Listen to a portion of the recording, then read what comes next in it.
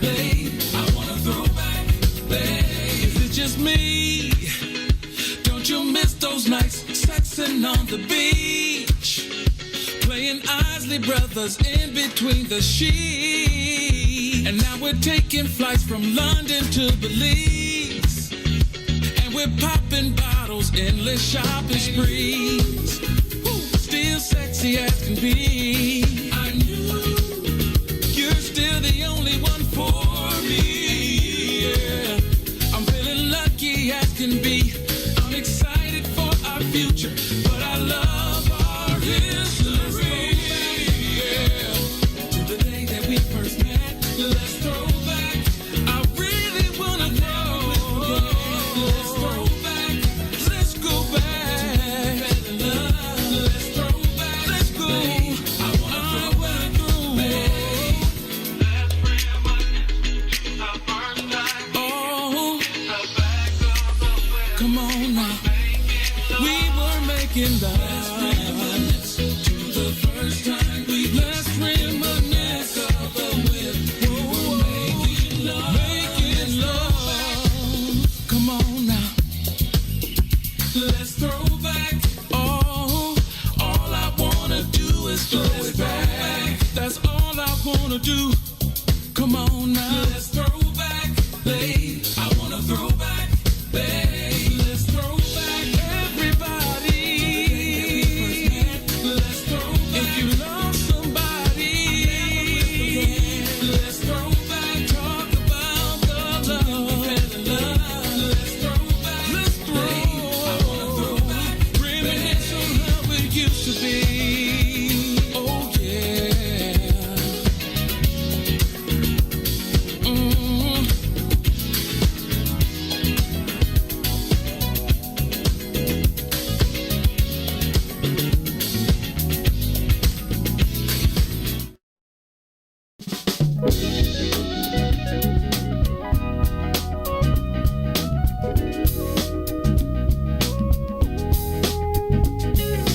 Mother, mother, there's too many of you crying.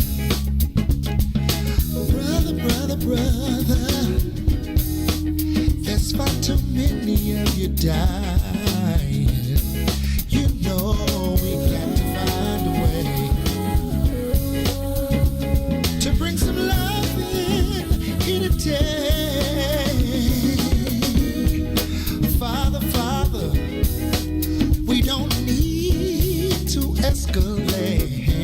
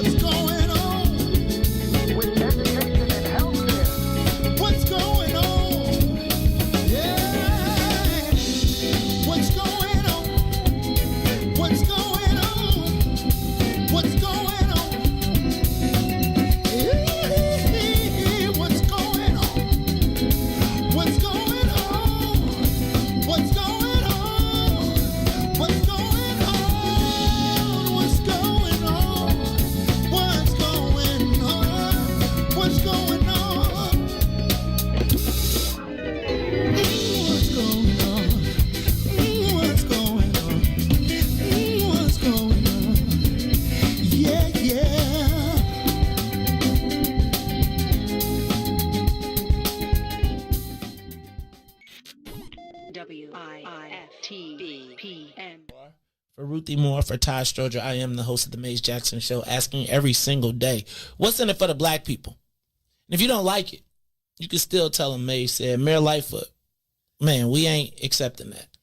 We ain't accepting that. Let's go. Yeah.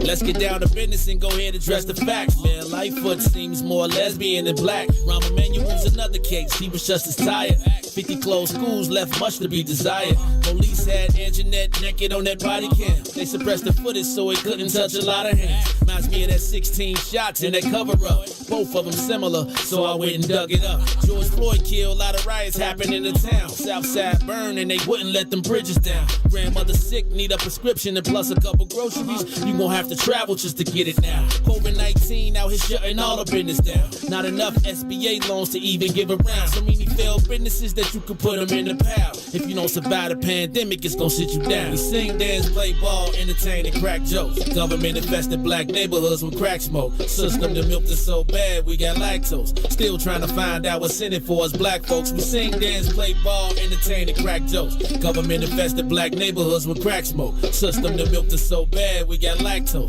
Still trying to find out what's in it for us black folks. Shout out to Willie Wilson, hope one day you get to send it. We need some different players in the game to handle business.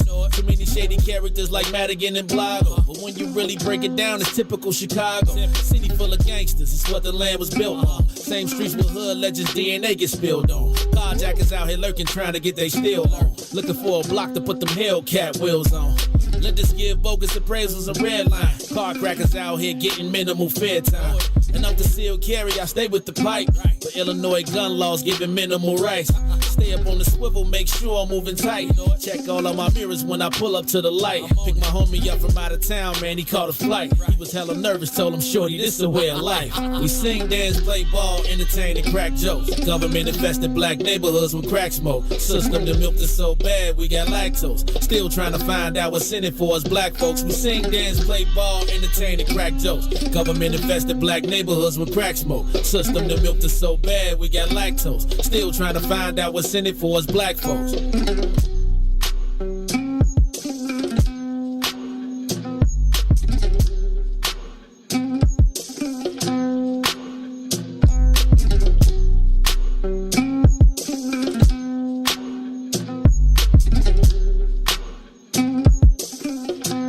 Wake up, Chicago! Wake up, world! This is the Maze Jackson Show. I'm your host, Maze Jackson. Got my co-host, Todd Stroger. Todd, how you feeling this morning? Maze. Great. Is it just me and you?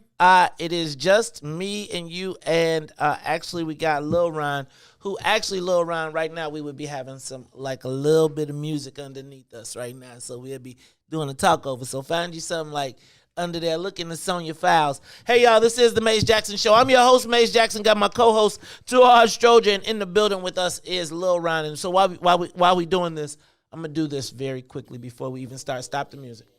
Cut everything. We all need to have our one and only Sonia Escobar in our thoughts and prayers. Somebody got their sound on. Is that me? Is that you, Todd? That's sure me. you. Nah, it ain't me, man. It had to be you. No, Todd, it's me. It's you. No, it's always you, Todd. I want to do this. I want to make sure that you all know that the most dedicated person that we got, that be working hard, busting her tail, silent, just trooper, Sonia Escobar. Lost her grandmother last night, sent me a text and said, I lost my grandmother. I have to go be with her. She told me she had given me a warning earlier this week. There's a lot going on, and I don't want to get all into that, but what I do want to do is make sure that we, as part of the What's in It for the Black People family, send our love, prayers, and thoughts to Sonia Escobar as she deals with family tragedy. So I just want to make sure that we all send her some love because she had to fly out. She sent me a note real quick. We didn't try to do anything, and we just said, go take care of your family. Shout out to Lil Ron, who is about to learn about management. Todd, we're going to talk about Lil Ron and learn about teaching about management. But first of all, let me just say this. It was dope to be able to know that we had a plan. Like, we got a squad, right? And so we could just reach out and be like, yo.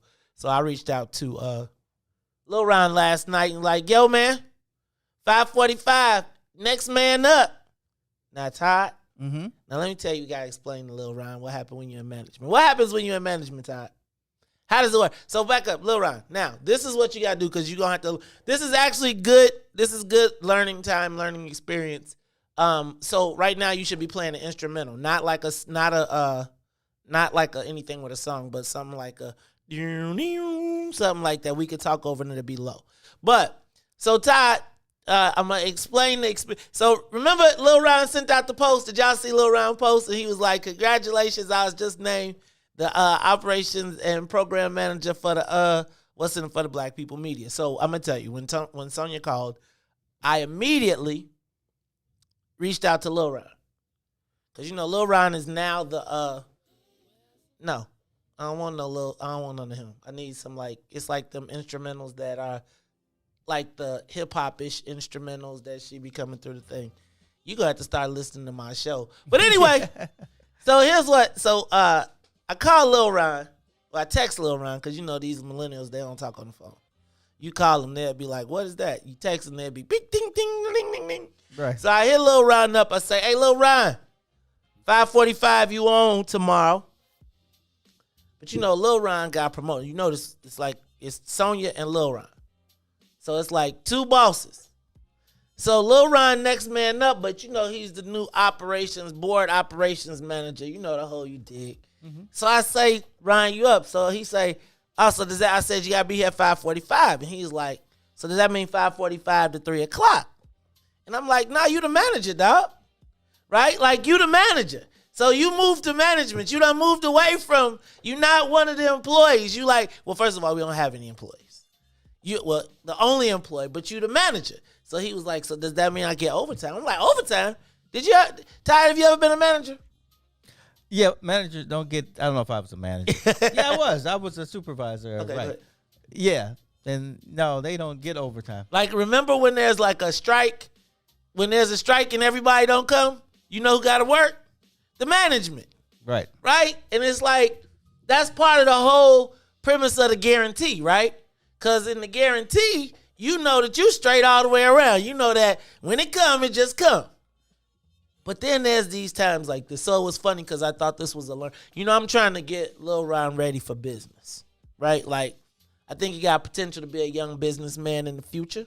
And so I try, a lot of people think that what we do is easy, right? Or think that it's simple, and there's a lot of challenges that come with business. So I want you to play the video back from the vice president of community relations for the Detroit Pistons. Okay? She's right now the vice president of the community relations for Detroit Pistons. Started for us when she first job out of college. Hated us. Hated us. I'm telling you, gave her a job. She was traveling all around the world, but I was like a stickler. Hated us because I believe there's no substitute there for hard work. Right. And you don't become the best from 9 to 5. You become the best from 5 to 9. Mm-hmm. Then she says to me, like 20 years later, Todd, I told you, Erica Swilly. Mm-hmm. She comes in and she one day she just quits.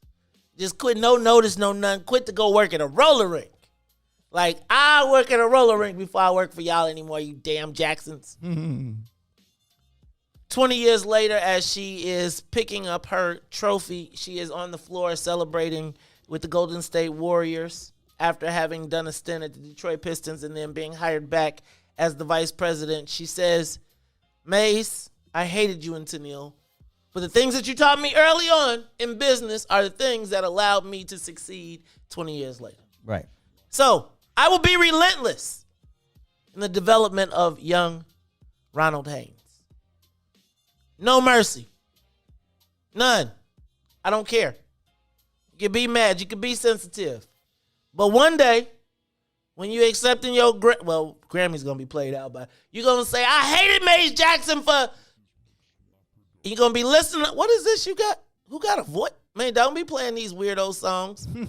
Lil Ron, you gotta watch Lil Ron. He be trying to slide his own music in there. Next thing you know, we gonna be hearing smack him, flop him, we like, we can't take it. So anyway, y'all, it's a lot going on right now, but shout out to the family for holding it down. Shout out to my man Herb Howard last night, holding it down for In the Zone, as well as for Week Wednesdays. DJ Toy, Brian Foster. Hey man, that Brian Foster, man, he be coming with it. And you got to watch the week Wednesdays. Yesterday I was a little tired, so I missed everybody. But I made sure that they headlines was updated, and I was trying to get a plan together. But y'all, it's the Maze Jackson Show. Hey, Ryan, you know how to fly the plane? Yay, look at that. All right, so check this out, y'all. We are locked and loaded today. It is Maze. It's an all-male crew. Ooh. Who wants to fly on a plane with no stewardesses? Yuck. All right. Well, it's just, all this this business talk reminded me at the county, and one of the stressful dramas was the unions were trying to pit the union workers, and there's like, I don't know, 22,000 of them against 1,000 managers. It was always like, well, fire all the managers. You're like, well, and then then there's going to be the next people that got to be the managers. Right. Then somebody's got to do it. See, I think that there's a trade-off, right? Like, there's a trade-off, and I think that there are people that will forever be an employee mindset, right? And so they're never going to say, like, you have to cross a threshold. And I feel like sometimes when you go to management, you cross a threshold that says that I'm willing to, like, I might not get paid for every minute, but the sacrifice that I make is going to propel me to a different place, a different level, a different stratosphere. Yeah. Right? Like, I think I know people who make, let's say, $100 an hour, but they stop right there. Their $100 an hour goes to them, their bank account, and their house. Uh-huh. They never go places. They never experience things. They never understand that there's a bigger world out there. And I'm determined. That sounds like my life. See, Todd, I'm telling you, man. Todd, I feel like, man, they played you, dog. Because it's like right now, Todd. See this? Yes. Claire hates when I wear it. Old St. Mary's? Yes, because she said I wear it too often. But I was thinking about this morning, actually. Mm-hmm. I decided I had to make some sacrifices to make sure that they went to the schools that I went to. And one of them was like not playing basketball at East Bank 3 times a week. What do you mean? Oh, really? You know what? That's a good one. We should talk about that, like sacrifices you make for your kids. Sacrifices that you make for your kids that nobody even recognizes. And I think there's levels to that. Right. Right? I remember my mom told the story, and I know we're way off and we ain't hitting nothing, so I'm just telling y'all. That's my fault. I like zooming over to That's all right. It's going to be at one of those days anyway, because, I'm just feeling that way. Todd, my mom told the story of when she had me as a single mother, that she was determined that she was going to stay home with me for the first 9 months of my life. Mm-hmm. And so she took her lunch every single day. She rode the bus. She would not have any luxuries except for ice cream and cookies. You got to have something. Right. You got to have something. But she saved every stitch of her money. And then when she had me, she was able to be home and stay with me, etc. And it's like that was a sacrifice that she made. I was thinking about when parents send their kids, not even just sending them to Catholic schools or whatever. I think like some parents make sacrifices from themselves just so that their kids can go to school. Or I remember driving my daughter every morning, getting up every day.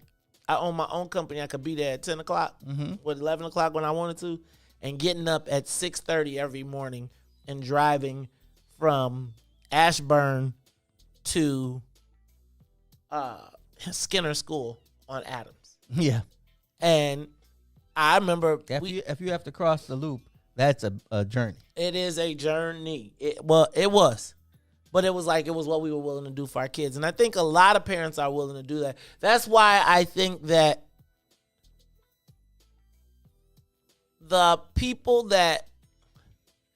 that's part of why it's so hard to accept the carjacking, murder stuff. Right.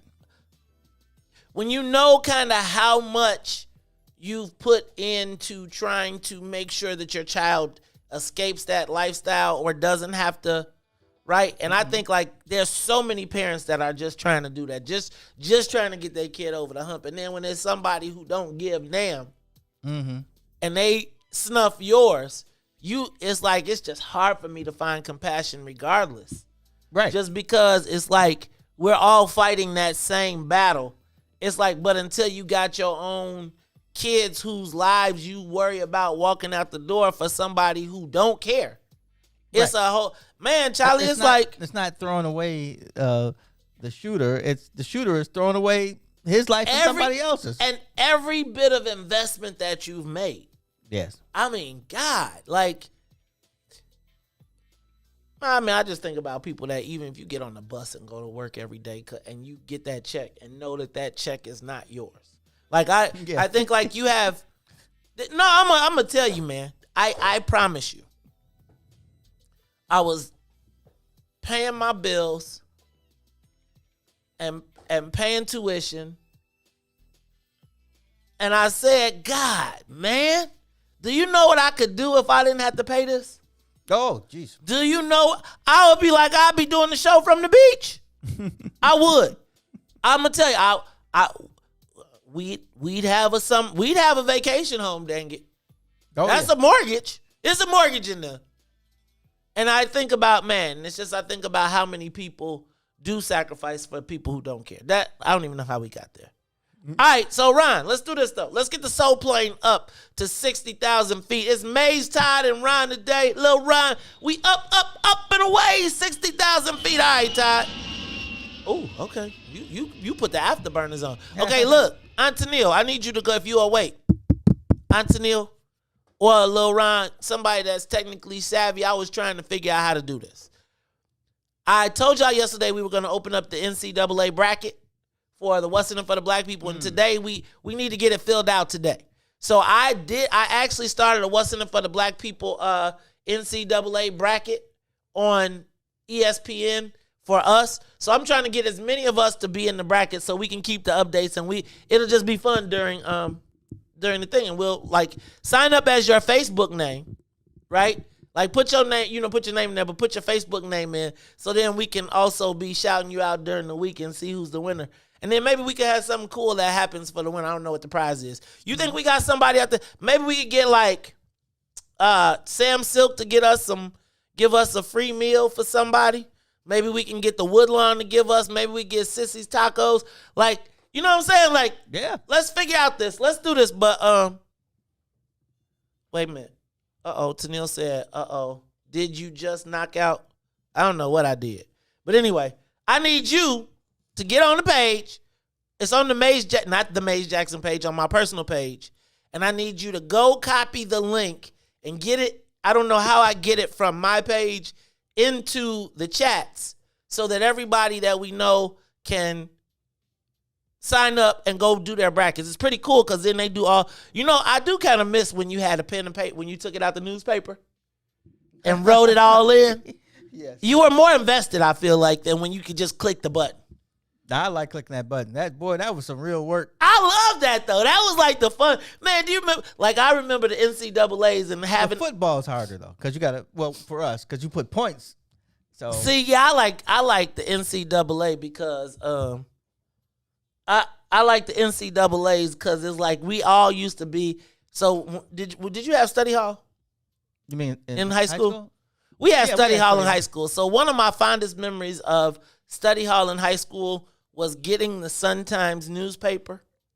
And it was when Jordan was scoring like 40 points a game, right? And we would get the newspaper. So when the NCAAs finally came out and everybody would be in the lunchroom on the cap with their newspaper spread out trying to fill out their NCAA brackets. And it was just the handwritten thing, and then you stuck it up, and everybody had one on the free. I just felt like I enjoyed the handwriting part. We didn't do that stuff.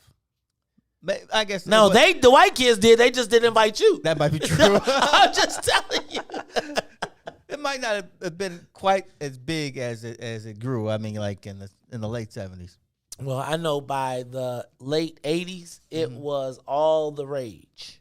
It was all the rage. Remember, DePaul was even in there. That was when DePaul was still good, boy. Oh, yeah. Man, like Rod Strickland, Dallas Common G's, man. Kevin, what was Kevin? Edwards. Edwards. Yeah. Man, they had a little... He was Mark Aguirre, he Big was the Mark. first pick. Where Big Mark been at, man? Shout out to Big Mark. Big Mark Aguirre. He doing his thing. I don't know. Oh no, Big Mark about to kick. Big Mark about to kick off the champagne sipping. Champagne sipping, champagne popping. I was thinking when you were throwing all those names out there, I was like, I'm not even going to say Mark Aguirre and Terry Cummings and Teddy Grubbs and Skip Dillard. And right. all these names before you. But hey, that's all right. I wanted DePaul starter jacket. Dave so bad. Corzine. Man, Dag, you really went back. Jim Mitchum, the superintendent at Bowling. I told you my gym teacher was a DePaul ball player. He was the one who hit us with the oar. Oh, really? He used to paddle us with the oar. Yeah. And then what happened is, after Paddling was over at my school by the time I got there. Man, It you forget your just gym ended. shorts. If you forgot your gym shorts, he had you could run laps to take this SWAT. Oh no, to get a detention or take the SWAT. Everybody took the SWAT the first time, and then it was like, I'll take the detention. Oh, the SWAT was pretty good, huh? He did some practice. Oar. So imagine a 6'8" black dude with a canoe oar. Yeah. And a canoe oar, I'm a paddler. So a canoe oar is just thin enough to cut the air.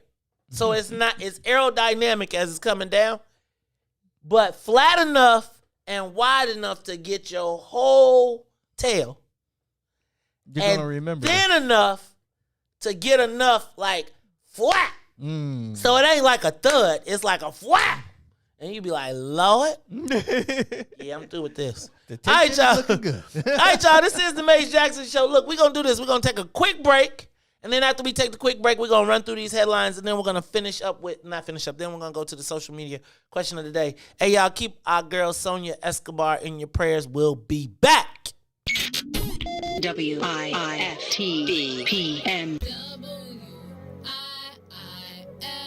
WIIFTBP. Media's just for you and me. WIIFTBP. Media's just for you and me.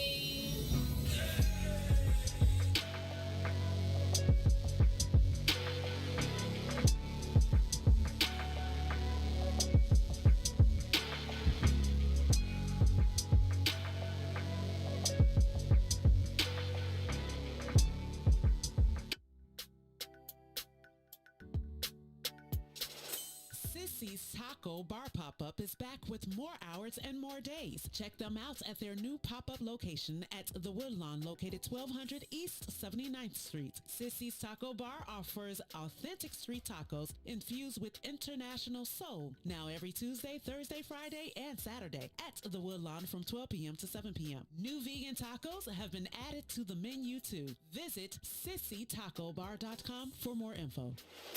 My name is Cassandra J. Matz, current Village of Olympia Fields trustee and your candidate for Village President of Olympia Fields. I've been a resident of Olympia Fields for 28 years. I believe in building strategic partnerships, establishing governance boundaries, and have and will continue to dedicate my life's work as a respected and credible voice when it comes to decision making. Olympia Fields has always been a community of familiarity and comfort, and I want to make sure the village stays that way. On Tuesday, April 6th, vote Cassandra J. Matz for your Olympia Fields Village President. Paid for by Citizens for Cassandra J. Matz. You are listening to the most dangerous show in the morning. Our Attorney General Kwame Raoul. I have reached out to the Hospital Association and the Med Society to talk about how proactively we can talk about implicit bias in healthcare and begin to address the situation system-wide, because I've also simultaneously directed my civil rights team to begin to look at that and look at ways that it may have manifested itself. We've done so historically with regards to the nursing home industry, where you've had some nursing home owners that staff disparately. So if they're in the black community, they won't have much staff as they will in a white community. We've taken that on from a civil rights standpoint, and we're prepared to take on other instances of implicit bias in healthcare. Utilizing your office to investigate civil rights and healthcare as a civil rights issue. That's actually pretty powerful, and it demonstrates how we have to be working in coordinated efforts with our elected officials in places and positions of power.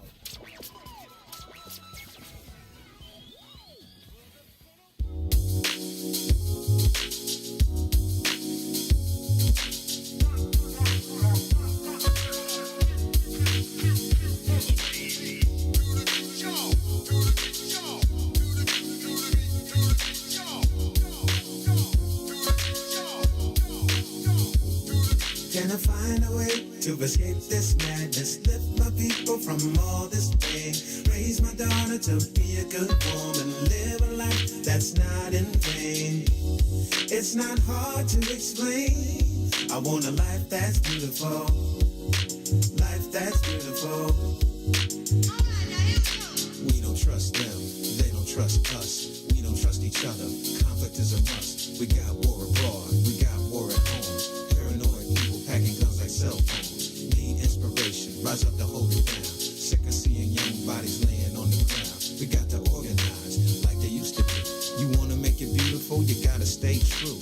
You are listening to The Maze Jackson Show. I'm your host, Maze Jackson. Got my co-host, Todd Stroger. Lil Ron rolling with us, playing new music by Marquel Jordan.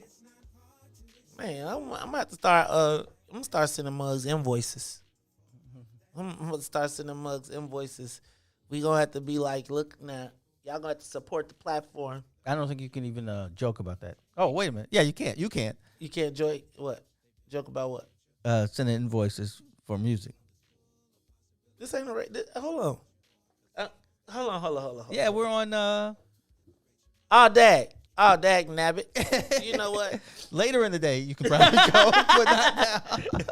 I thought when it was broken. Okay, anyway, I'm not tripping. It's the Maze Jackson Show.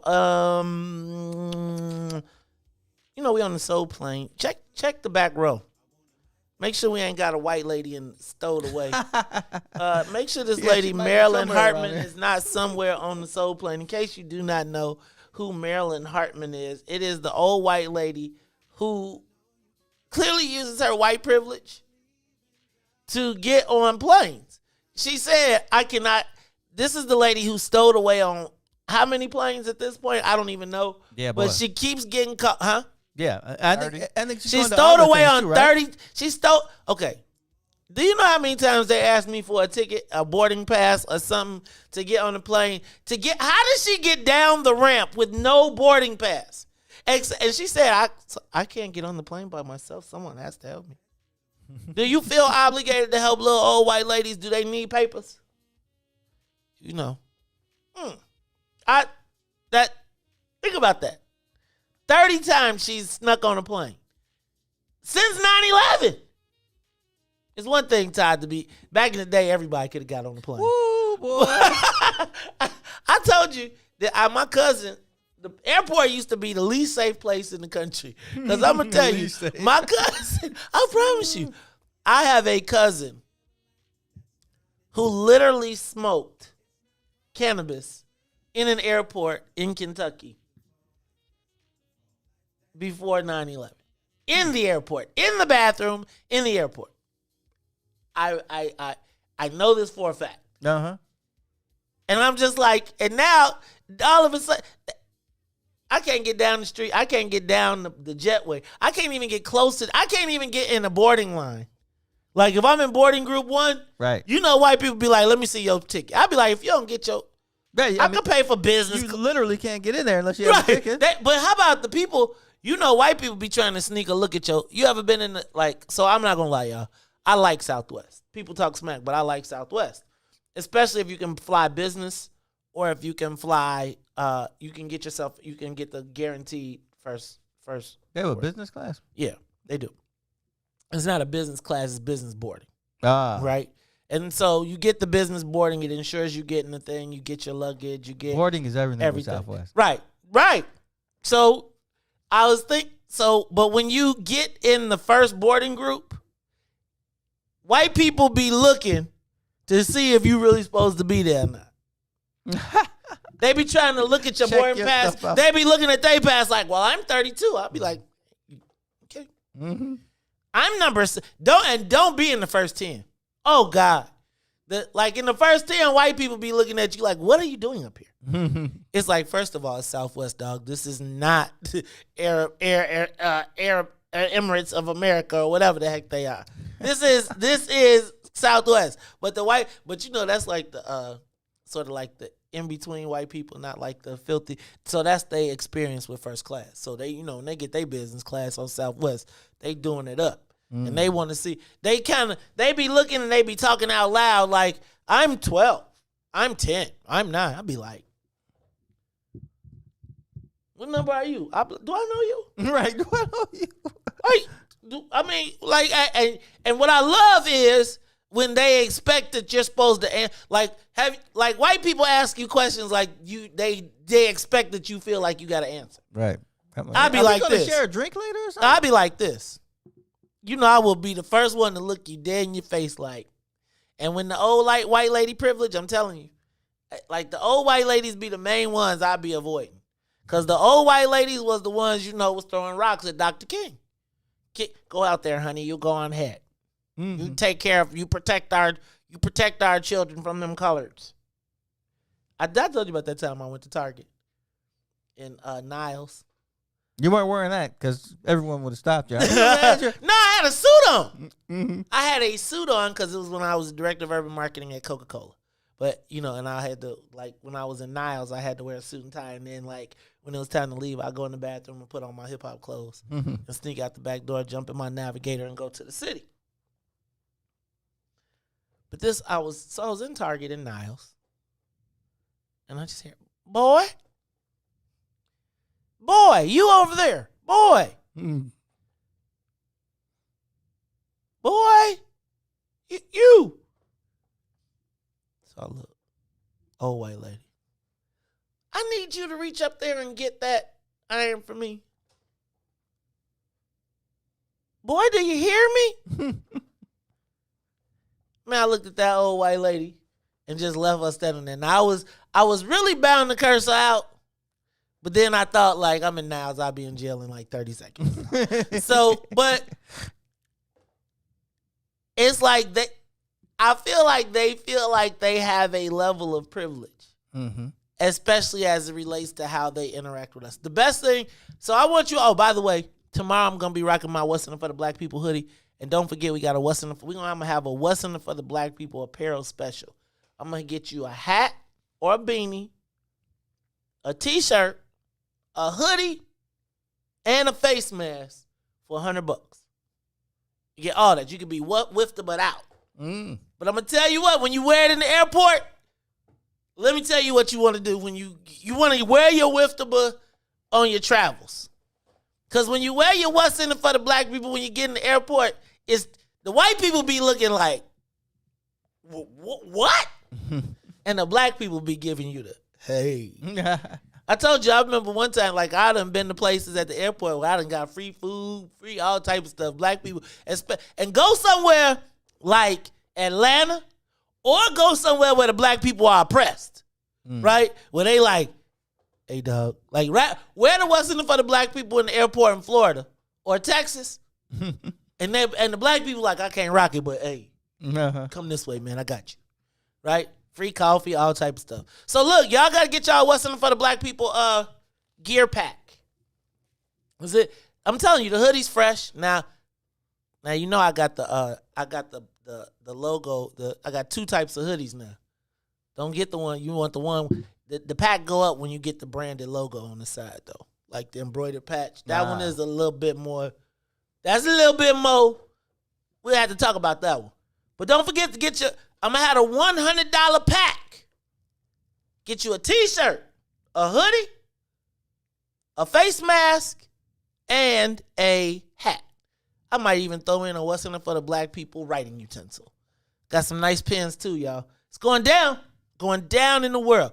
All right, y'all. What else we got going on? Did you see the story about the two men who were on the 47? Okay, check this out. 2 men, same night, try to get with a girl on Facebook or on social media. Now, they didn't say what platform. Brother shows up at 10 o'clock, meets the young lady that he probably think he finna get down with. He comes over to the 4700 block of Ingleside, meets the girl. She takes him in the house. They go to a basement where he is assaulted by 4 men who begin to beat and pummel him. They then, in ski masks, they, along with the girl, then take him to the car, beat him up, take him to the gas station, make him take the withdrawal out, take his money, kick him out the car, and leave him there. Wash, rinse, and repeat. They do the same thing. Right. To another gentleman. He tries to get away, almost does, gets down the block. They catch him, whoop him up some more, put him in the car, take him to the ATM, and then kick him out of his car. As he's kicked out of his car, he's walking down the street, ATM at 67th and Stony Island. We all are pretty familiar with that chase. Yeah. Kick him out of his car where he is walking down the street, comes upon the police.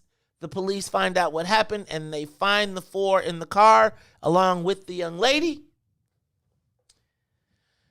Whew. That was quick. Don't see that Quick happen and every day. stupid, but okay. So No, I let meant me. the police part. Well, you know, they probably saw this dude walking down the street down Stony Island at like 11 o'clock with like distraught, and was Right. like, they went that way. Right. They went that Is way. this the car right here? Like I'd be like, how do y'all do this and get away with it? Anyway. Oh, yeah, they're going to get federal charges, kidnapping. Let me back up. So let me ask you a question. What you think? What do you think the gentleman thought was gonna happen? Like this clearly was not someone that they known. So was this a dating site? Was it a dating app? Oh, you mean the guys who got beat up? Yeah. Oh. And let me just say this: Have you ever been set up or felt like you were gonna be set up? Lil Ron, this seemed like something in your category. Have you ever been set up or felt like you were about to be set up? I've always been worried about it. Like whenever I've been invited to a girl's crib, it's always that. What if it's not what I think? Oh. Hey man, remember what I say who you know around here. You know when I say who you know, like when you pull up. So are there signs? Is there something like what is your? I mean, I'm just thinking about this though, like because I'm definitely looking to see if it's guys on the block. But I'm sure the guys wasn't in the block. They was in the basement, just waiting. Like at the point when she say come to the basement. I don't know, man. I don't know. Like, well, the basement can be the boom boom room. Right. Yeah. But I don't know. Like, not the first day. Like, if it ain't a garden apartment, right, and I can't see, like, it ain't lights and it ain't curtains. I came in the house and went to the basement. No. Is the hunt that important? But I've never. Have you ever been set up? A social media date though. That's different. Like when you meet somebody off the internet. I've never met somebody on the internet and just said, "Yeah, come to my house." That's different. Like you're going with intent you going to smash. Yeah. You're going straight. You're going with sexual intent. So do you think the thought was maybe that they were going, because it probably wasn't like a friendly date. It was probably like, yo, come get down, right? $40 exchange, right? Yeah, he probably thought he's paying for something anyway. They paid for it, all right. I mean, that's the whole $40 thing that I just am still over my head. So $40. Todd, we don't even want to talk about it. I'm just telling you now, as a father in this world, the whole $40 concept is just so outlandish to me that it's unbelievable. It is unbelievable, and I refuse to believe it. I just refuse to accept it. I refuse to accept it. Y'all can talk about it all day long. I refuse to accept it. I will not take that in. But I do think the whole concept of this whole setup thing is just scary. Like that whole concept is real. That's not the first time this has happened to people. That it be calling me. It be calling them. It be calling them. Because that's the only thing that can make me say that I'm going to 47th and Ingleside to some. Now, it would be different if it was a chick, I guess, or a woman that's somebody that they knew and they set them up. But if you just straight, wow. I'm trying to remember. 47th and Ingleside. That's off Cottage. Yep. Hey, Joe. 47th is still 47th to me. Till you get to the lake, 47th is still 47th to me. I'm sorry. No.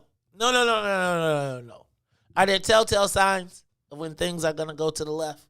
Has there ever been a time when you've been like, you know what? I'm gonna pass.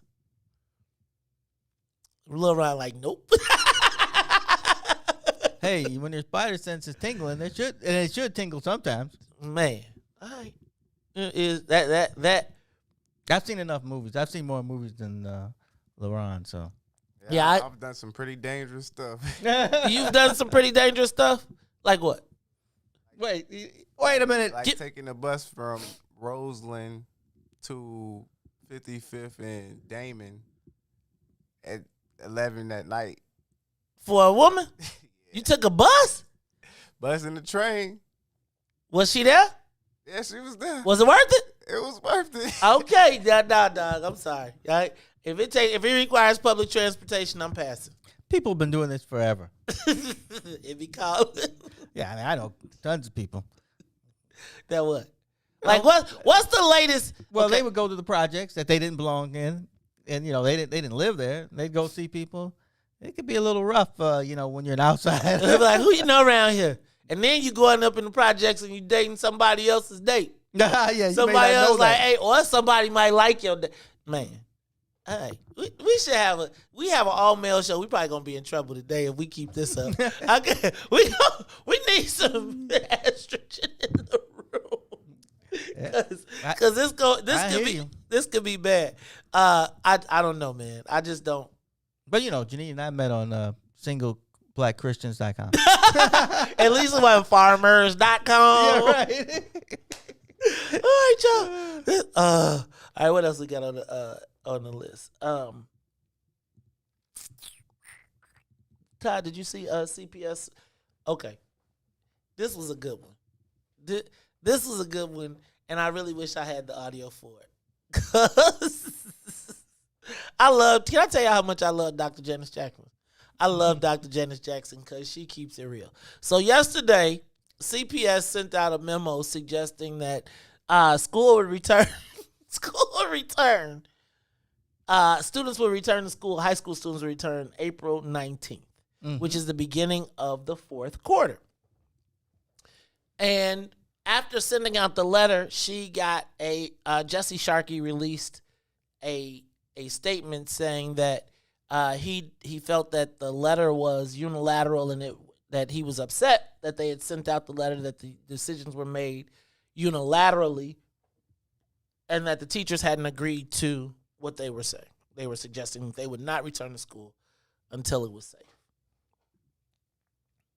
Which is kind of what I expect from CTU just in general. Like, if they say up, CTU is going to say down.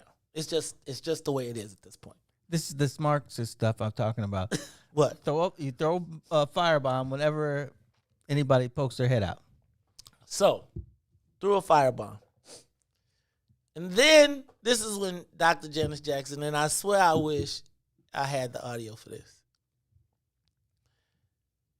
Dr. Janice Jackson said, I'm confused. And when the sisters say she confused, it really means you a lie. Yeah, there's a lot of meaning behind that. But that's the polite way of saying you're a lie. She said, I'm confused because Jesse Sharkey had the red line copy and offer edits to the letter that we sent. So I'm just confused. And when she said it, I was like, she could have just said, you a lie. Right. And it would have been, but it was so funny to hear because it was like the dignified black woman who took, like, how do you tell, because you can't call nobody a lie. If you call somebody a lie, that's like a fighting word, even if they lying. Right. Right? So, you a story, right? You telling stories. Stop fibbing, as white people would say. That's right. But when she said, I'm confused, I fell down laughing because that was I really wish, I know you can't, but I wish she had some hot chips and a pickle when she said it. Because it was so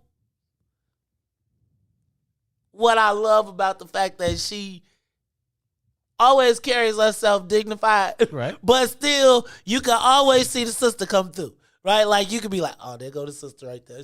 I'm confused because he had options to read it. When she said, "I'm confused," you knew she wasn't confused. Mm-hmm. She knew she wanted to say you a lie. All right, y'all. I have final note. Did y'all? I don't know if black people are happy for this or mad for this. This don't make them no difference because the first day you can file your taxes, if you file in 1040 EZ, you putting it in that day. You filing in that They don't have a 1040 EZ anymore. They don't? No, everybody has to file the same paperwork. Okay. Well, check this out. But that EZ was the greatest thing in the world, let me tell you. I remember that. Yeah. I remember the 1040 EZ when I used to get a return. Mm-hmm. Yeah. But they've pushed the filing deadline back to May 17th. So some of you all who have got to file taxes, you've now got until May 17th to file your taxes. All right, look, y'all. That is the first hour. When we come back, we are going to talk. We skipped the social media question of the day. Why do the city and the state have separate vaccination schedules and plans? Are they playing politics? That was a social media question of the day. It's time for the social media question of the day. Oh, you want to get fancy, huh? Okay. So, should the city and state have separate vaccination plans, or are they just adding to the confusion? See, I feel like there's this, I think the mayor and the governor are using it politically, but I think the mayor is trying to create this Chicago vaccination bubble for the appearance of equity. But all you got to do is go look at the line and see it's all white people. That's in the lines. Even now, huh? Yeah, it's still white people all in the lines. Like you drive past and it's like they done, but it's dying. It's slowing down clearly. Mm-hmm. It's slowing down, and I'm feeling like the people who wanted to get the shot have gotten it, and now they're waiting for the second wave. But I think that I don't know why anybody really should be denied a shot. Like if you're an American citizen, I almost feel like I understand like as we get to the point where we are now at full capacity, like I feel like this is all political games that they're playing. When the mayor says, well, we're only going to limit it to these zip codes. Like, I just need to say this, though. If they can only limit the shots to certain zip codes, can they limit the people who make money to certain zip codes too? Nobody sued for their life or death when they tried to end this. I mean, I think about how they can use it when we want to do contracts. They'd be like, we're worried about getting sued. Oh, well, yeah. Right? They always say that. I'm just saying, we saw them try to. I don't know. I think you're starting to go down the Jim from Elgin path. Wait. Say, why? You know Jim from Elgin. I do, but why do you say I'm going down that path? Oh, he's always saying that the government, it was a mask thing. He has been saying that masks are the government forcing us to do things. And I'm for the mask. I'm for the mask. Oh, I know that. I'm talking about in this instance. I'm for the shot, too. You sound like that kind of, shoot, I forgot what you were saying. See? You're just making up something, man. That's what you don't be knowing what you're talking about, man. Trying to put me in the gym. Hey. That's God talking to you. You talking about some Maze Gym from Elgin. I know. See, that God gonna bless you real good. We'll be back after these messages. WIFTBPM. Introducing your trusted source for high-quality black emojis, better known as Blackmoji. We believe black is beautiful, and that beauty should be reflected in the digital market. Now there is an app that does just that, starting with Black Greek letter organizations. Blackmoji D9 offers more than an emoji app. It is a cultural experience of black excellence. Download the app in the Apple or Google Play Store to access a specially curated catalog of emojis representing the Divine Nine. Use the emojis to celebrate Black Week events, acknowledge current events, support social causes, and learn about esteemed Black Week members who blaze the trail of Black history. A portion of every subscription goes toward a scholarship fund specifically for members of Black Greek letter organizations to help keep the legacy alive. Download the Blackmoji app today. Rogers, let me ask a question. Do either that son or your grandson smell like transmission fluid? We trying to find Ruthie a husband. You funny niggas. Trying to find Ruthie a husband. We trying to find Ruthie a husband. You heard that good, Let me ask you, Rogers, what does Ruthie need to do to find her husband? I listen to her little voice. I like that little basic voice she got. Hey, she say, I know you kind of small, ain't you? Ruth, she said you got a pension. Huh? She said you got a pension. Look here, I'm coming down to the where you on station located at? Where y'all located? We down here in Bronzeville. Look, this is what we gonna do. We gonna get you. We gonna do a love connection off the line. Rogers, I want to tell you, man, thank you so much for calling. You all downtown somewhere? Yeah, we downtown. Ruth, I'm gonna put y'all talking about. Matter of fact, I'm gonna get the address. I'm gonna come into y'all station one morning. We gonna have you come down. We gonna have you and Ruthie, and we gonna have you sit I'm right. an early bird anyway. Ruthie, you can be the grandmama, the great grandmama of over 110 children. I love big families. You know what I'm saying? 110. You are listening to the most dangerous show in the morning. This is What's in It for the Black People Radio. Maze Jackson. Maze Jackson, the most vociferous advocate for black people in the world.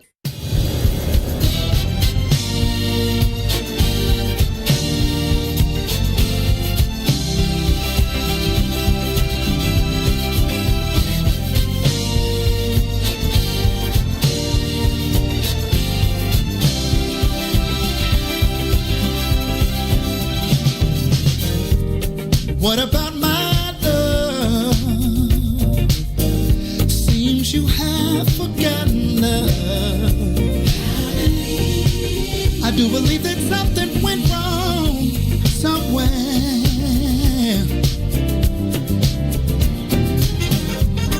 What about my feelings?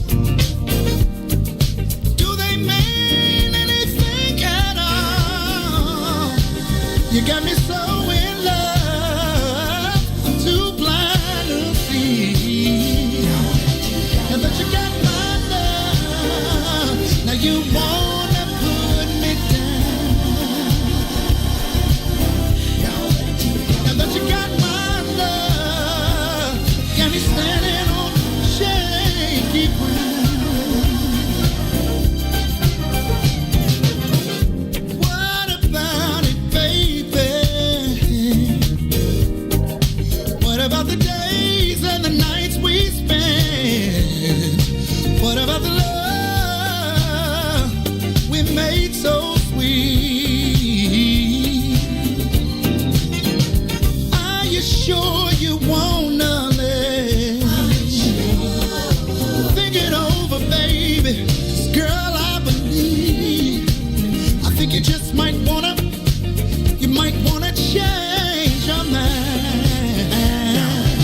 Now that you got my love, you don't even come around. Now that you got my love, got me standing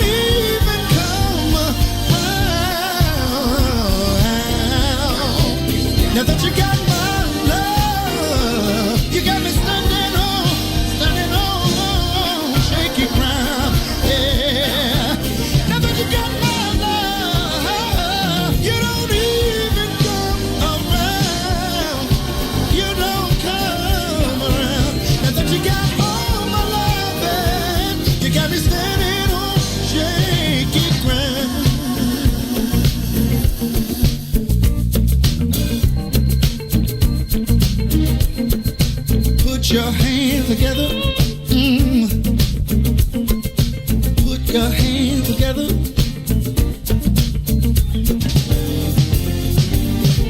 Before you leave out the door, before you leave out the door, baby, won't you change your mind? Really wish you would change your mind. Now that you got my love, you don't even come around. Now that you got my love, you got me standing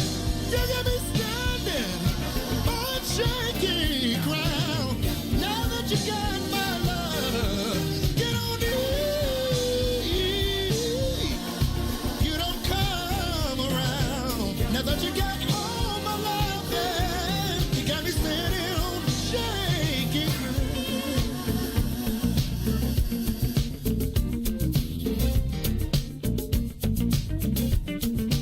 Put your hands together.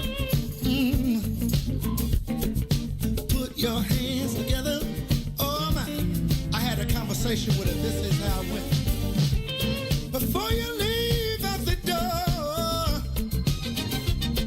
before you leave out the door, baby, won't you change your mind? Oh, Lord have mercy. 'Cause I need you and you need me. I know we can be happy. Just wait and see.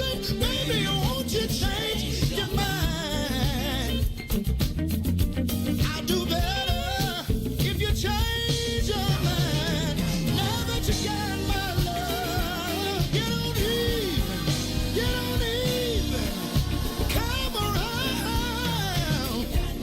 Now that you got my love, got me standing on shaky. Now that you got my love, you don't even come around. Now that you got my love, you got me standing on shaky ground.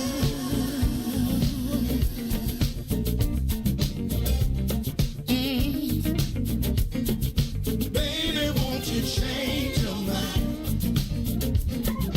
Baby, won't you change your mind? Oh no, I've been hoping, baby. I've been praying, baby. Yes, I have. Baby, won't you change your mind? Oh no.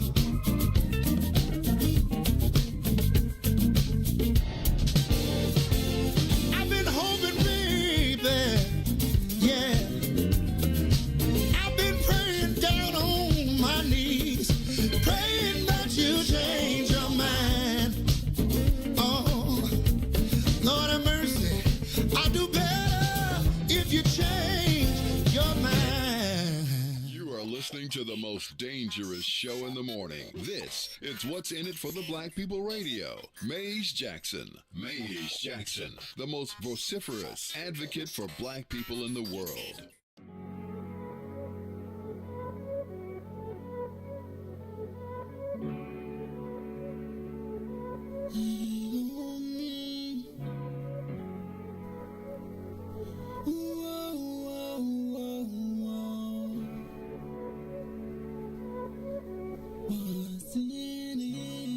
What's in it for the black people? Cause economically we are not equal.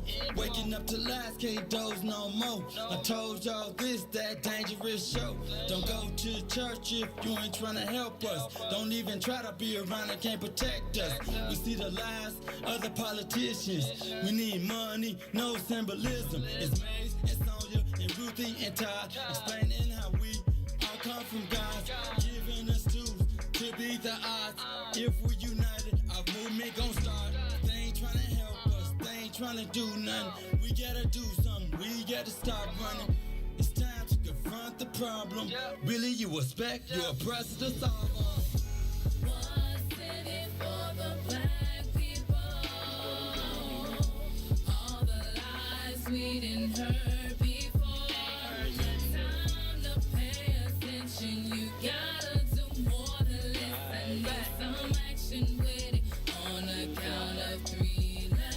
Wake up, Chicago. Wake up, world. This is the Maze Jackson Show. I'm your host, Maze Jackson. Got my co-host, Todd Stroger. Got Lil Ron. Look at Lil Ron trying to work it out. Now, you supposed to let that play a little bit. See, look at that. Lil Ron trying to learn how to level out the plane. We doing our thing. All right, y'all. We are up and away. You know this is 7 o'clock, so at 7 o'clock, I try to make sure that I'm trying to make sure I show y'all some love. Now, you know, I said no shout, no share, and I'm going to start that back in just about a week. But in the meantime, I'm going to give some shouts out to the people that are tuned in, that are watching us on social media. Now, this is the Maze Jackson Show. You get us on What's In It for the Black People Media. You can check us out on Facebook on the What's In It for the Black People page, as well as the Maze Jackson page. Man, you want to support what we're doing on the Maze Jackson page, please feel free to send us some stars. Stars. Help us finance what we're doing. Now, you can also check us out on the Maze Jackson page on YouTube. We're on Twitch as well as Periscope under WIIFTBP Media. You can also catch us on WBGX 1570 AM. Now, radio people, I'm about to open up the phone lines because I told y'all better listen to me when I tell y'all. I need to hear from y'all.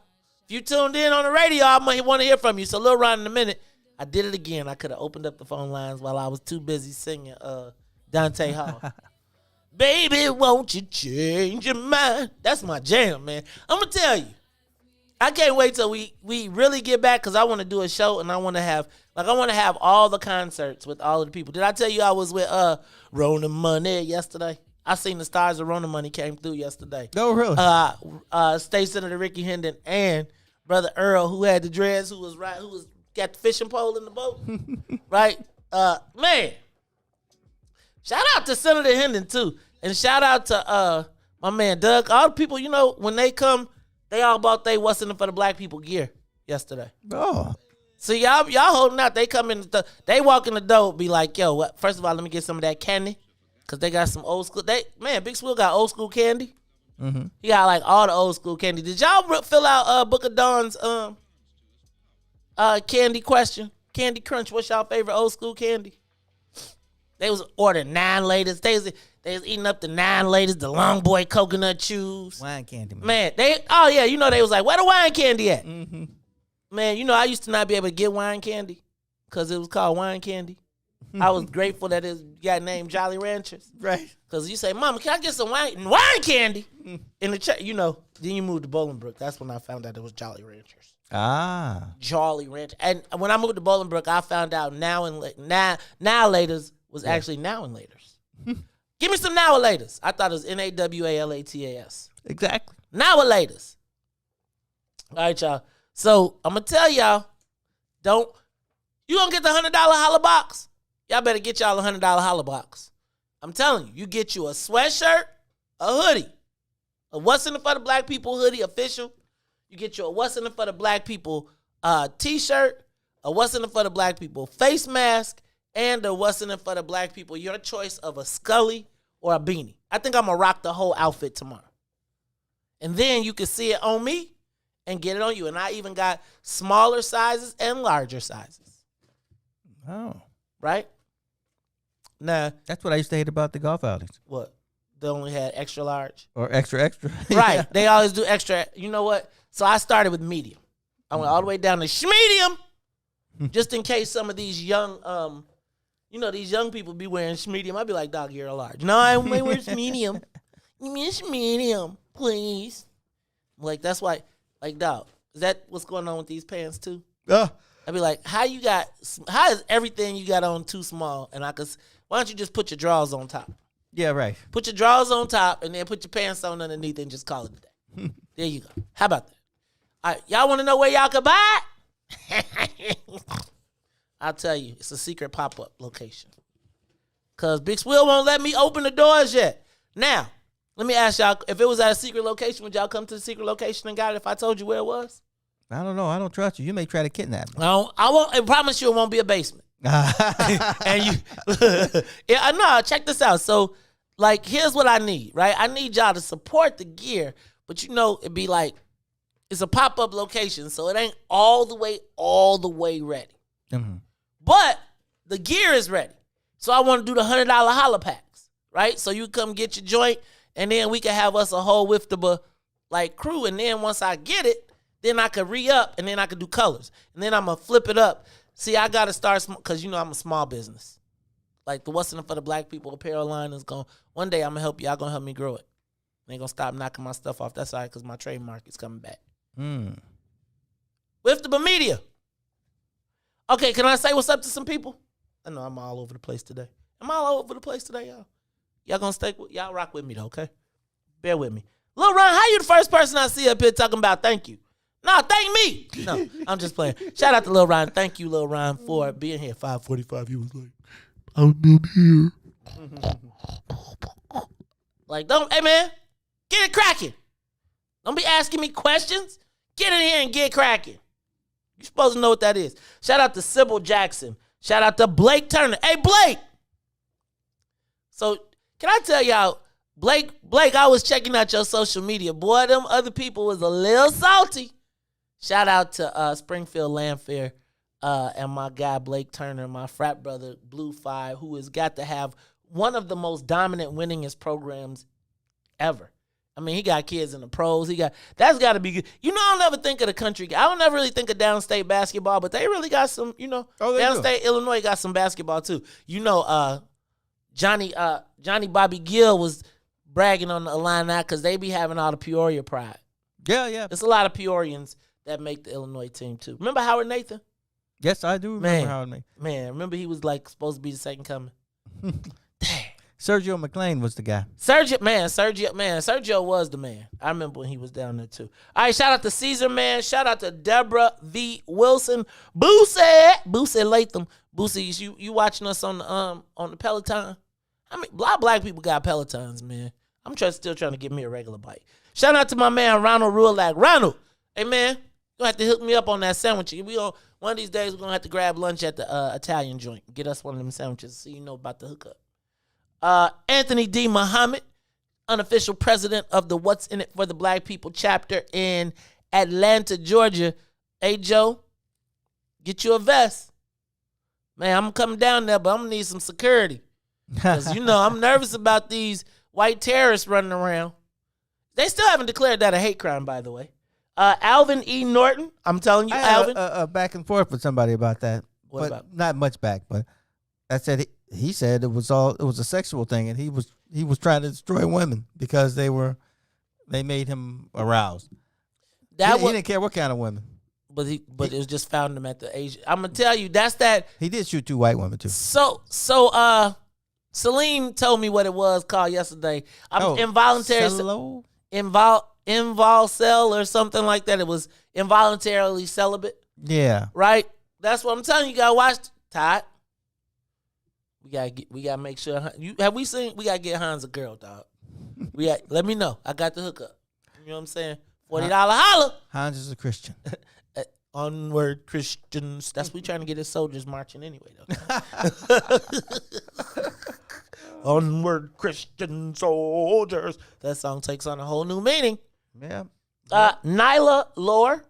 Nyla, I'm gonna tell you, you be trying to trip people up, but I really enjoy your comments when I read through them. She be like, excuse me. Oh, speaking of that, Black Wealth Initiative next Thursday night. You interested in your pathway into the wealth of Illinois industries? Join us. I'm playing the lotto. Huh? You playing the lotto? Nah, man, you need to we gotta come on. You gotta come invite more people to the Black Wealth Initiative. I'm trying to make some black millionaires this year. I told y'all, we go into these stores, you go into every corner store, and you see everybody is profiting off of this new industry, and we are the only people that are sitting it out. We found an access point. Knowledge is power, though. Right, knowledge is power. You looking for a pathway in to the industry, you want the first steps before you can be in the gaming industry, you got to learn about it. So I want to introduce you to the Black Wealth Initiative. More details this week. Shout out to Tyrone Tate and his lovely wife. What's in it for the black people? Aunt Tennille, we see you out there. Aunt Tennille, hey man, I'm gonna tell y'all what. If Aunt Tennille gives you a call, you better answer that call. She gonna be making some money calls very shortly. Yeah. Don't talk about it. Oh, let me stop. I'm not supposed to talk about that yet. Shout out to Felicia Simmons Stovall, soon to be Judge Stovall. All things willing. James Say. Thyatira. Shout out to Thigh. Thigh be all over the world. I'm about tired of seeing your pictures from 24 hours in Miami. You tripping. I'm talking about, Thigh be like, I just came from Aruba. Anybody want to hear that, man? Jacqueline Franklin. Please be easy. Jacqueline, don't be so tough on Marcus. Y'all got to learn these references. See, Lil Ron, you don't even know nothing about Boomerang, man. You got to watch Boomerang, Lil Ron. You learn something about manhood. Learn what a real Marcus Graham was, the original ultimate bachelor black man. You need to learn that, man. All right, I'll write it down. You haven't seen Boomerang? Man, we gon' shame on you. Shout out to my man Cedric, a.k.a. Ced J. Y'all check out his photography.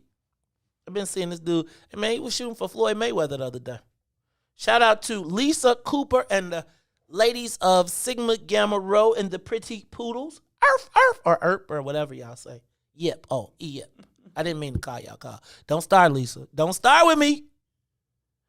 Shout out to Levon McGee, Jasmine Muhammad, Wilson Coleman, Philip Samuels, Diane Scott. Diane, y'all rich now. Tell John, stop playing. Y'all rich now. Y'all can take a brother out to dinner. Stop acting up. Let me see who else is out there. I got Boosie. Shout out to Lil Ryan. How you keep getting? Don't you got a show to do? Why? How you coming? You keep on popping. You keep popping up, man. Shout out to my beautiful and lovely wife, Carrie K. Steele, who, by the way, she found my passport last night. It woke her up. You know how you clean up? Can I tell y'all about the most passport was lost? No, it wasn't. It was cleaned up. Mm. Now, can I tell y'all something that happened to me yesterday, though? And I'm really hoping that. So, Todd, last night, as I was looking for my passport, I came upon 3 $1,000 gift cards. They have gift cards for $1,000? See what kind of friends I got. That was funny. I literally came upon 3 $1,000 gift cards that expired. You see, that's the craziest thing in the world. How can a gift card expire? 10,000. 10/20. I pick up the gift card. I was like, oh my God, I've been looking for these. I pick up the folder and it says they've expired. I would check to make sure that there wasn't a law. So I called. That. There is a law, but apparently some kind of way, when they got it, they signed something that said that if you don't use it by this amount of time, that the funds are stolen. They're literally. Yeah, right. So I called yesterday, and I was like, "Look, man, I got these. They're still in the envelope. They still got the everything on them. I haven't even taken them off the paper." Dude was like, "No, sorry." Now, shout out to Everett Myrick, who said you should be able to get that money.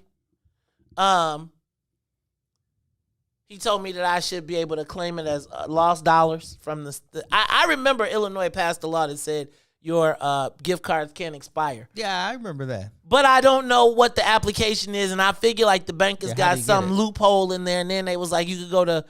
I just feel like if somebody gave me a gift of that magnitude, and I didn't use it, like that feels like theft to me. Really, like you just get to keep $3,000. Man, if it was the $25 ones I get, I'm still upset. I am like, but it's literally embossed. It's got a card with a expiration date on it. I am, what do I do? Like, should I call the like I know the treasurer. I feel like I want to pick up the phone and call Mike Frericks right now and be like, Mr. Treasurer, can you call Bank of America and tell them to give me my money? Them or maybe Kwame Raoul's office. Ooh. Oh, so what should I do, y'all? Could y'all help me? How do I get what should I, because I feel like when I called dude was kind of like laughing at me on the phone. You ain't getting that. He was basically like, that's all, click. It's like that pizza commercial where they just hang up. It's like, you haven't seen that one? Big Pizza. They don't answer. They answer the phone, but just so they can hang up. Yeah, he was like, "No, I spent your money." So I'm laughing, but I'm really crying because it's like I almost wish I would have never found them because looking at them with them stuck to the paper in the envelope with a big old dog, you got to understand, sitting $1,000 and then sitting 3 of them right there, and they all say perfectly brand new. Right. That was a miserable feeling. What do you think I do? I say you call Kwame Raoul's office. Call Kwame Raoul's office and then say, Mr. They won't give me my Yeah, check out. See if there's a law that can protect you against this. I mean, at the worst, the only thing I could think of is they could have some kind of print that says, every year we take 5% off after this year if we don't use it. But they said you signed it. It says they said it says it's forfeited if you don't use it by the date. They signed a document that said it is forfeited. Now I just feel like that's some straight theft because you know people can't. You can misplace the card. Yeah, I'm and it's funny because people was like, it really is. I'm telling you, they $1,000 gift cards, right? And it's like, raw.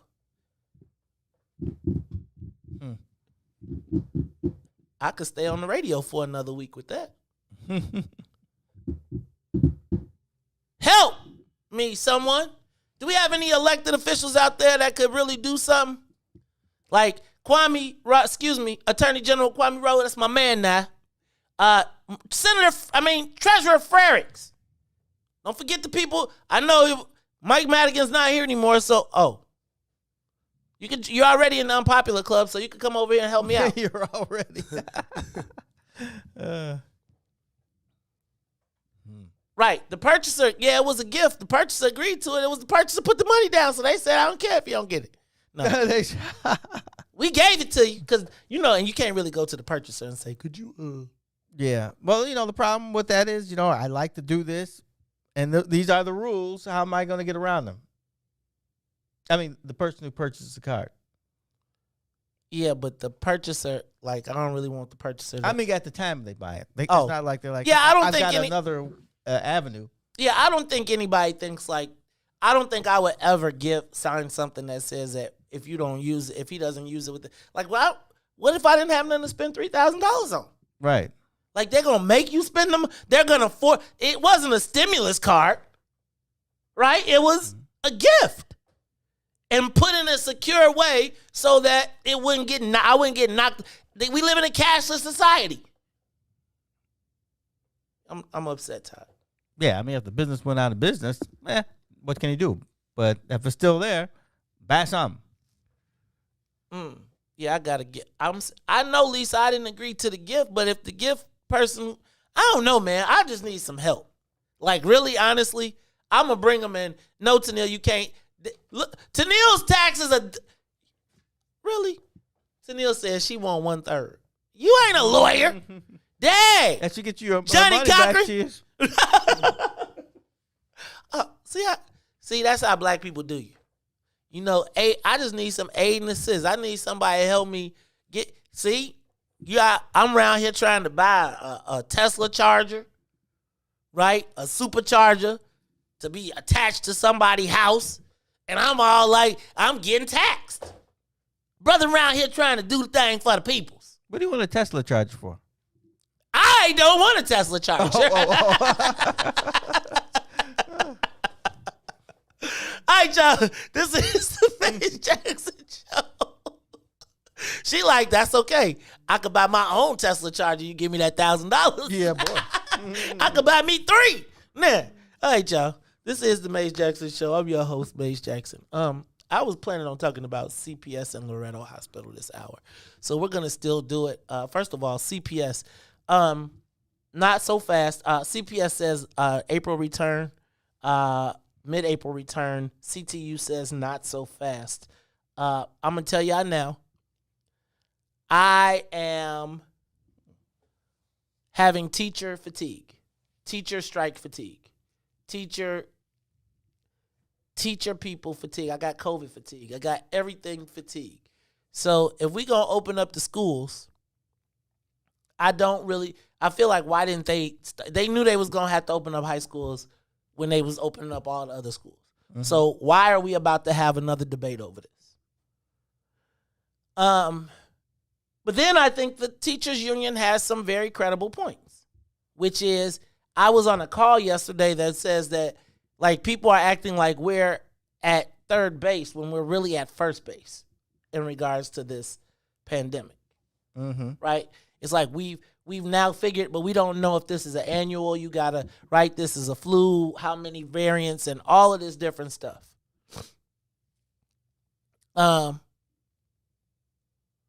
So my question is, has the COVID gone from medical to political at this point? Like, I really feel like that's what's happening. And I do feel like even though I do have teacher fatigue over these strikes and stuff, I do feel like there are very few voices now that are talking logic. Like, I just don't know. If they told us we had to be at 85% vaccination to reach herd immunity, and we're at 12 and we're opening up the floodgates, I feel like the teachers do have a credible point. I feel like the whole country is now just like, we finna wing it. Again, they told us to reach herd immunity, to open back up, we need to be at 85% vaccination rate. Illinois is at 12 and falling daily.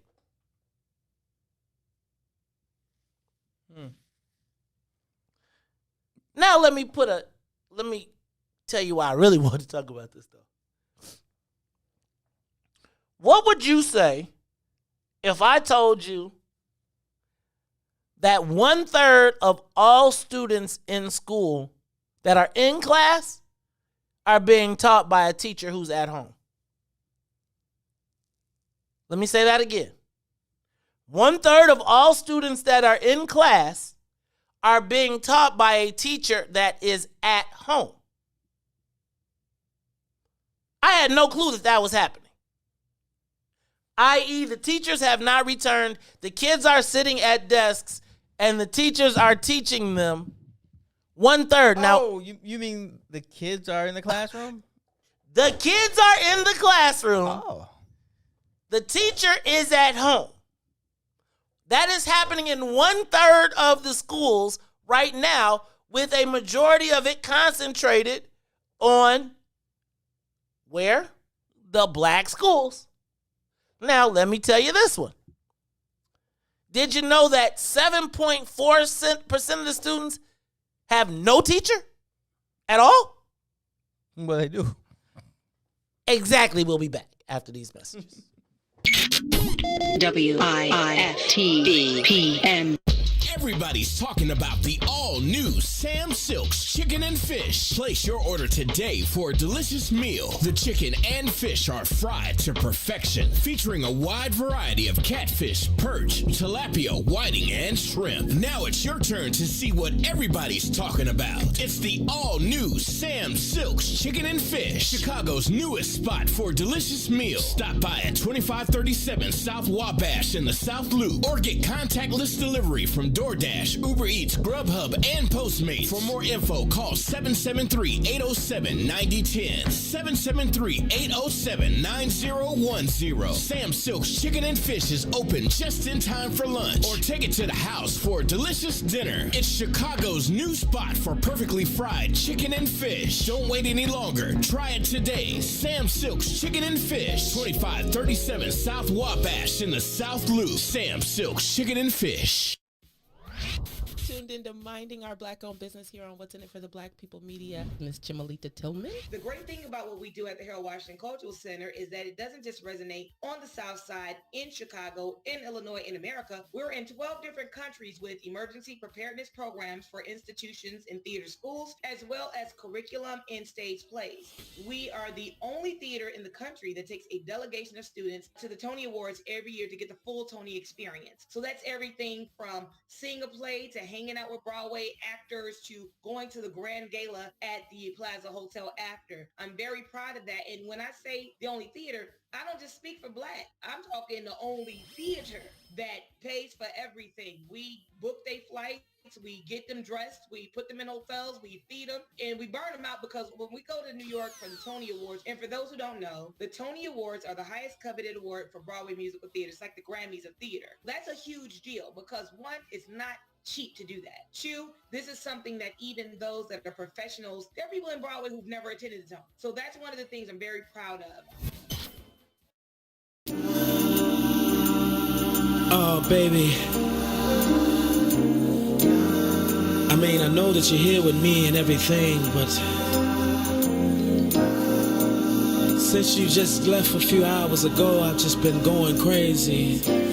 And I done come to realize one thing.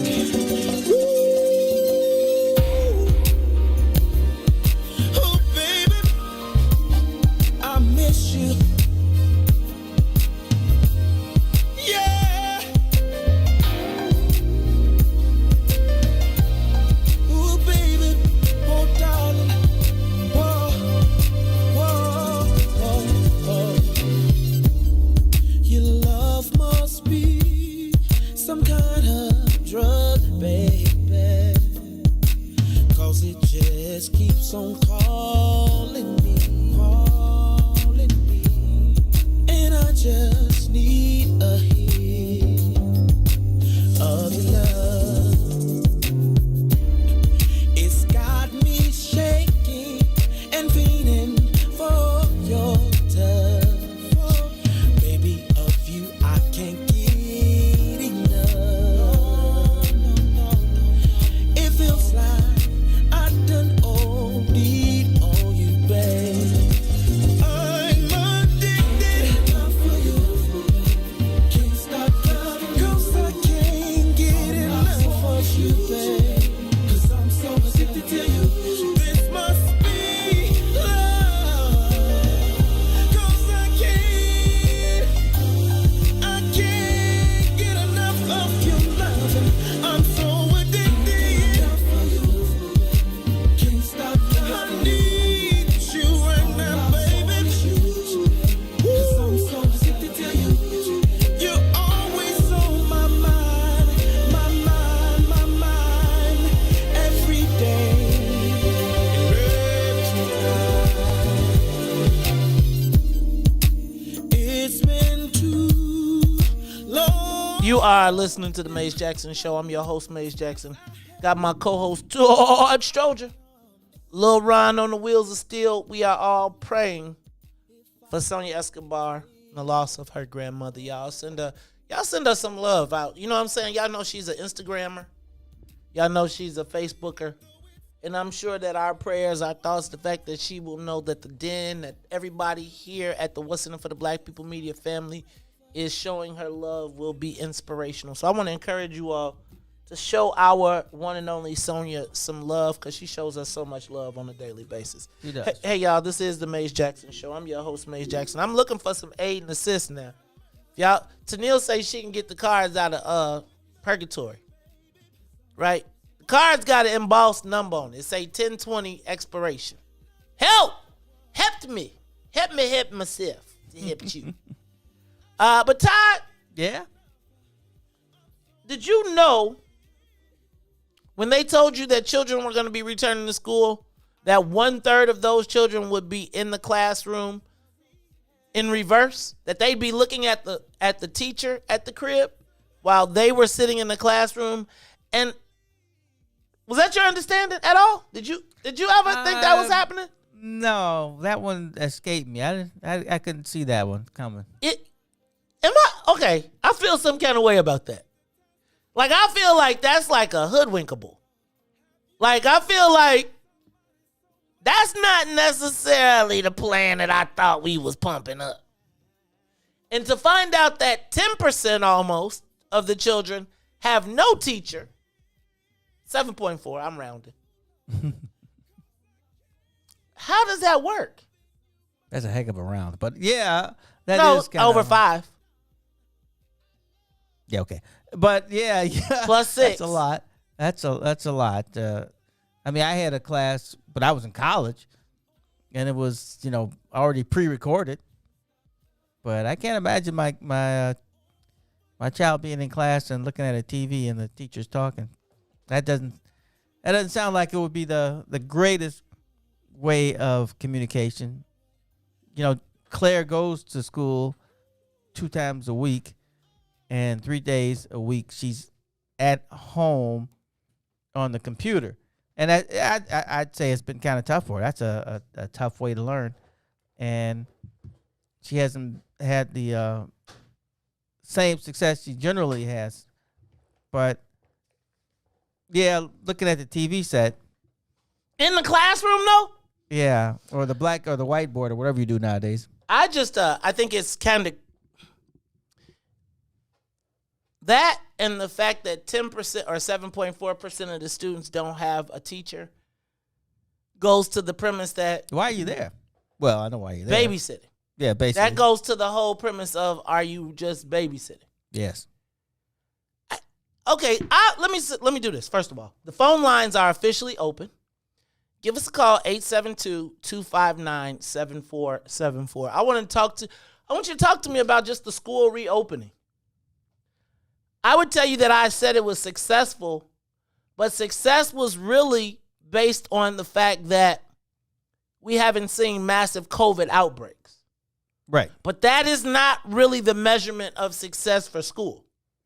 The measurement for success from school is how well are children learning and that they're being taught. Now, if you can tell, I want to understand what is the rationale for a classroom with no teacher. Give us a call, 872-259-7474, 872-259-7474. Why is a kid in school with no teacher? And is it, I don't know if sending a child to class to sit at a desk to watch a TV screen, I just think about Davy and Goliath. You remember Davy and Goliath? I do. Davy and Goliath, for those of you that don't remember, is, or even when a film came on. When a film came on in class, even though I like Davy and Goliath, it was time to take a nap. It was time to go to sleep. So if the teacher is not in the classroom, who's supervising the children? Well, is there like a teacher's aide, right? That's in the classroom along with the teacher. So when the teacher says, "Johnny, stop it," what you gonna do? And the higher propensity of this is happening where you would suspect, in black schools. Yeah, well, yeah. And the places that have the least no teachers, black schools. Mm-hmm. How does this work? Like, I was thinking about the fight for children to return to school, and that fight has truly revolved around COVID. It has not revolved at any point around education. No, it's not about education. And the fight was not about how do we effectively get the kids back to school so that they can get back to learning. The fight was, how do we get back to school and stay safe? Mm-hmm. Where does that leave us? You know what? I don't know what's going on in Claire's school. Every once in a while they'll say, a student has contacted COVID and school shut down and everybody got to stay home for 3 days. No. 10 days. They do contact tracing and then those people have to stay home, but the school still keeps going. But I don't think I've ever heard about any teachers Because they at the crib. That's kind of crazy. Am I? Now, I'm not suggesting that they should put their life on the line because I have some belief that what they're talking about makes sense, which is that this thing isn't over. We're on first base. We're celebrating. I mean, Dr. Fauci literally was like, yo, I'm nervous about y'all telling all these people all this stuff because it's over. Remember when Trump stopped listening to Dr. Fauci? What, you mean like last year? No, I'm talking about like he said like this week. No, this week, this month. He's been I think Trump stopped listening to Dr. Fauci while he was president. So who's listening to Dr. Fauci right now? I think it's half and half. I think there's a lot of people who don't trust anything that's close to the government. I'm saying who's the government listening to? Like I heard a person who I think is fairly intelligent say, or very intelligent in some fashion, say, who elected Dr. Fauci? Why would I listen to him? Okay. So, Todd, my point, though, is not me, you, and the public. Who is the president listening to? Who is Lori Lightfoot listening to? Well, she's listening, I hope, to Dr. Arwady. Yeah. I think this president is probably listening to Dr. Fauci and the other doctor whose name Todd, we're rapidly speeding towards reopening. He said by July 4th, it's, oh, say, can you see? We're going to be celebrating. We're going to be, I think they expect another vaccine, to be honest with you. So they think that more people, Todd, herd immunity is at 85%. 85% of the body of the population has to be vaccinated for us to reach herd immunity. We're at 12. And they're telling people that by July, and the numbers are slipping, and they're telling people by July, we're going to be back to not large gatherings, but the mayor is opening up. We're going to have opening day. We're opening up the country. Like, they changed the 6-foot rule to 3 feet so that they could be rows of desks. I, as a person who plans to be vaccinated, am clear that the vaccination is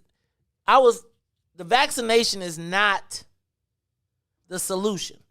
The limited amount of vaccines that we got rotating right now is not the solution, and we have not figured out how to get in our community the shots in people's arms. And quite frankly, a lot of people are still like, hell no. I went to the store the other day, and I will say that everyone I saw was wearing a mask except for the lady who was drinking coffee. Say that one more time. Everyone who I saw was wearing a mask except for the lady who was drinking coffee walking down the street. Right. I don't necessarily wear a mask when I'm walking down the street. Right. I wear a mask. If I come into proximity, I will pull it up. If I'm like walking down the street and somebody, but if I'm just by myself in a circle, I will. But I'm wondering, are we there yet? Are we safe? No, we're not there yet. I think I think people feel it. That's why people are still wearing masks, going to the store and stopping at. I went out somewhere. I went to Geno's East, and had a meeting with somebody, and they had a rule: you have to have a mask. So I think, at least the places that I've gone to, there is still a sense of we need to be safe. I don't think people are like, ooh, the world's free. Let's just run around and do whatever we want. I don't think we've gotten there yet. I don't think our mindset is there. Thank the Lord.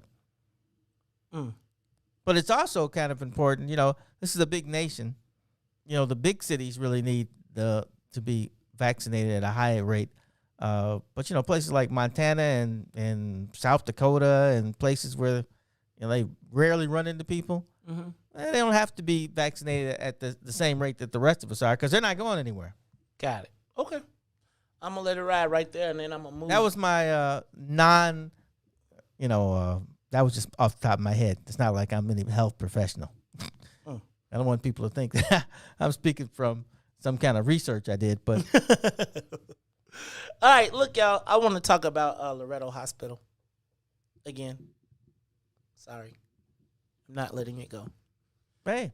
Okay, so Loretto Hospital. It's still a story. In case you all did not hear yesterday, Loretto Hospital, which has been the backdrop, the symbolic representation of health equity or the desire to achieve equity in healthcare. Right.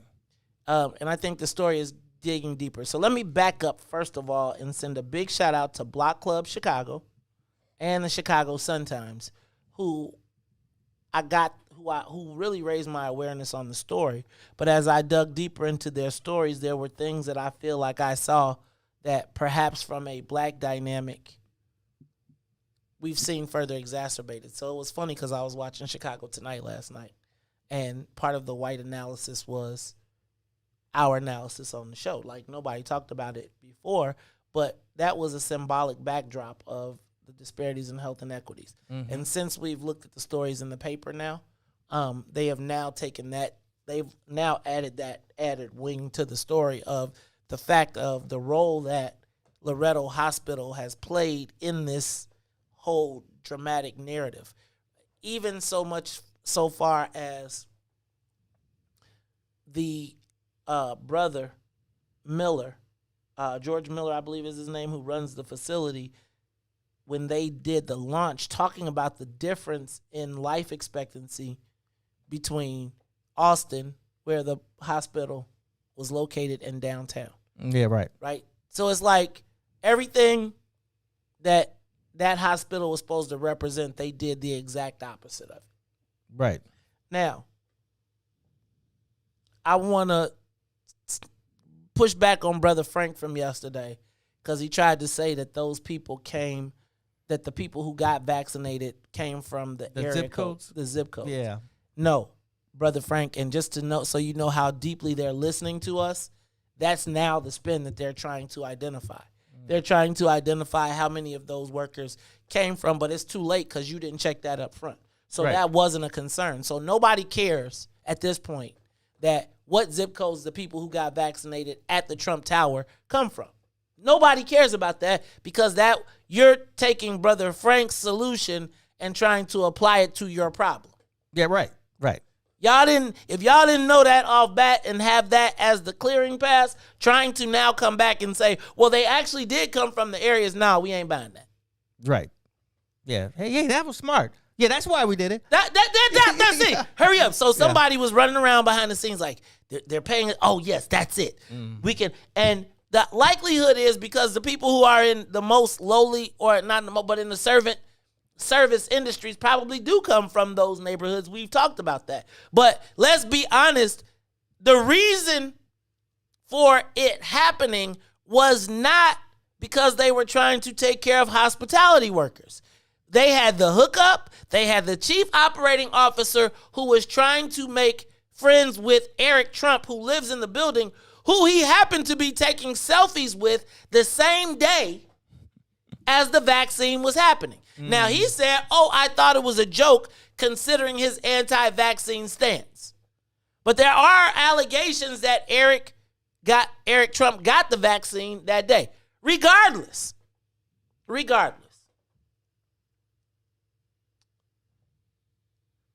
Anash Ahmed, the chief operating officer, who lives in Trump Tower, who said that Eric Trump, you can't say Eric Trump is a cool guy in Illinois. You can't. You can't do it and then give the shots, steal shots from the west side of Chicago because you live at, think about this. Now he runs Trump, he is the chief operating officer of Austin Hospital, which is the backbone of our community, and our healthcare on the west side, and he's living in Trump Tower, stealing shots from the community that he transports himself out of as to bring it to his home. To bring it to his home so that they can, because the rich white folks done already went to Rosen to go get their shots. You got this.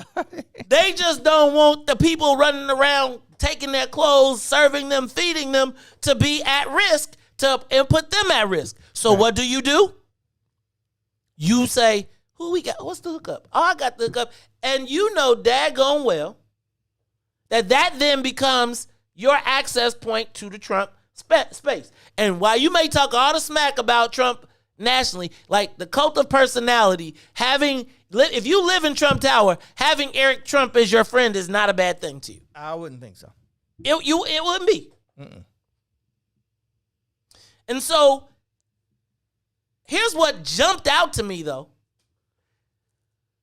Because we as black folks, shout out to State Representative LaShawn Ford, who was disappointed and expressed his discontentment. But I think we all got the code, which is we know that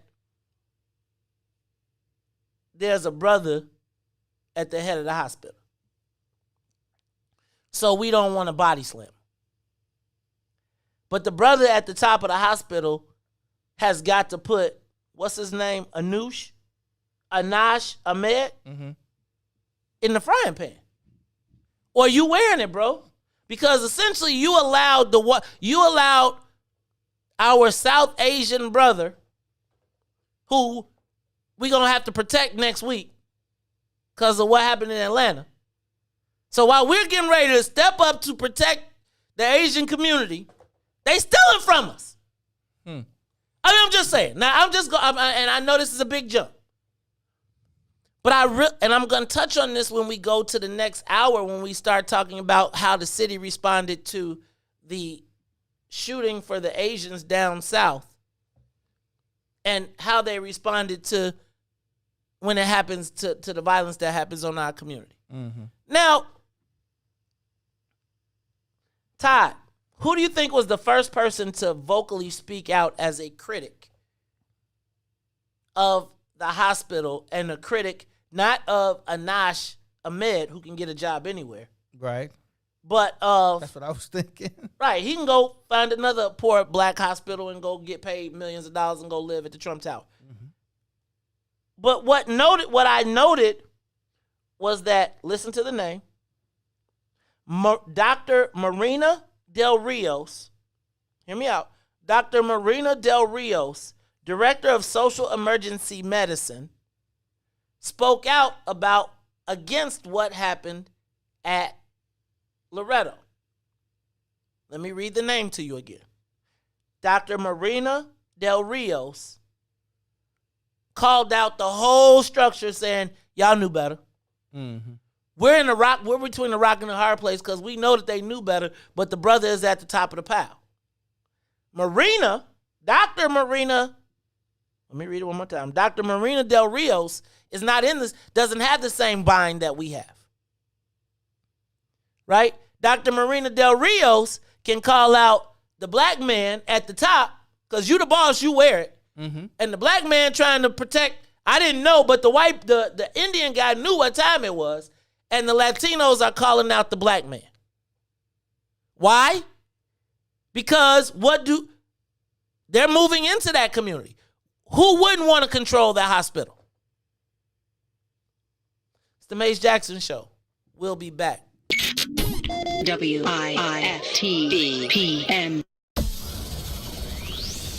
Shop at Black-owned and operated Solo Beauty, where you are appreciated and respected.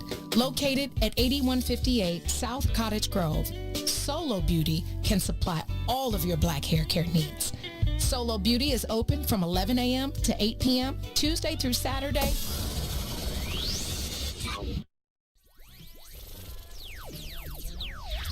Welcome to Inhale, Exhale, you guys. We are your health homegirls, Dr. Tanks Lee and Danny Time. We are being joined today by a guest, Samantha Allen, who's going to work with us today about attachment styles. The overview of attachment styles is basically how we connect with people, how we have relationships. And I just want to clear up, it's not just about romantic relationships with your family, with your friends, how you host relationships, period. It's important to look at yourself and figure out, what am I contributing to the relationship, or why why am I attracting this style of a relationship? So all the attachment styles develop from your caregiving style. They say that from 0 to 5, you have already developed your attachment style. If you had a secure attachment style, your parents were very in tune with your moods, in tune with your behavior. They kind of soothe you when you cry.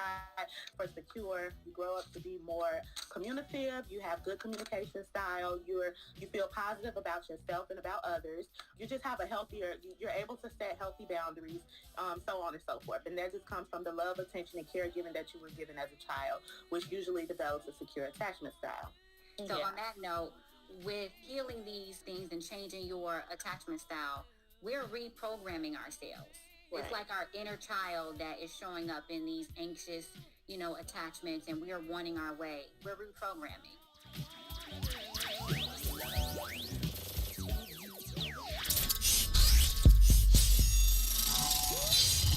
What's up, everybody? Welcome to the green side of things. It's your man, Sadiq. And Cassiopeia.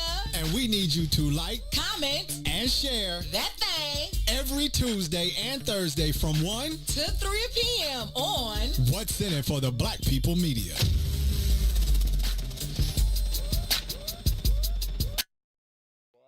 For Ruthie Moore, for Todd Stroger, I am the host of the Maze Jackson Show, asking every single day, what's in it for the black people? And if you don't like it, you can still tell them Maze said, Mayor Lightfoot, man, we ain't accepting that. We ain't accepting that. Let's go. Yeah. Let's get down to business and go ahead and address the facts. Mayor Lightfoot seems more lesbian than black. Rahm Emanuel's another case. He was just as tired. 50 closed schools left much to be desired. Police had Anjanette naked on that body cam. They suppressed the footage so it couldn't touch a lot of hands. Reminds me of that 16 shots in that cover-up. Both of them similar, so I went and dug it up. George Floyd killed, a lot of riots happened in the town. Southside burned and they wouldn't let them bridges down. Grandmother sick, need a prescription and plus a couple groceries. You gon' have to travel just to get it now. COVID-19 out here shutting all the business down. Not enough SBA loans to even give around. So many failed businesses that you could put them in the pile. If you don't survive the pandemic, it's gonna sit you down. We sing, dance, play ball, entertain, and crack jokes. Government infested black neighborhoods with crack smoke. System that milked us so bad, we got lactose. Still trying to find out what's in it for us black folks. We sing, dance, play ball, entertain, and crack jokes. Government infested black neighborhoods with crack smoke. System that milked us so bad, we got lactose. Still trying to find out what's in it for us black folks. Shout out to Willie Wilson, hope one day you get to Senate. We need some different players in the game to handle business. Too many shady characters like Madigan and Blago. But when you really break it down, it's typical Chicago. City full of gangsters, it's what the land was built on. Same streets where hood legends DNA get spilled on. Carjackers out here lurking, trying to get they steal on. Looking for a block to put them Hellcat wheels on.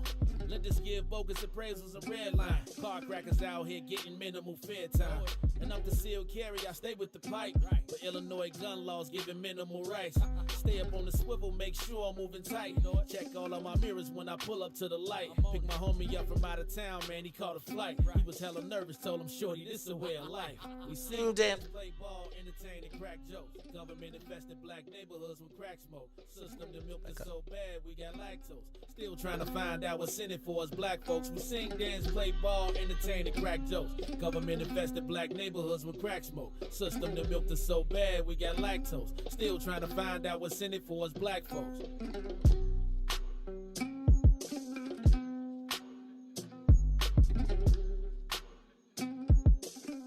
Wake up, Chicago!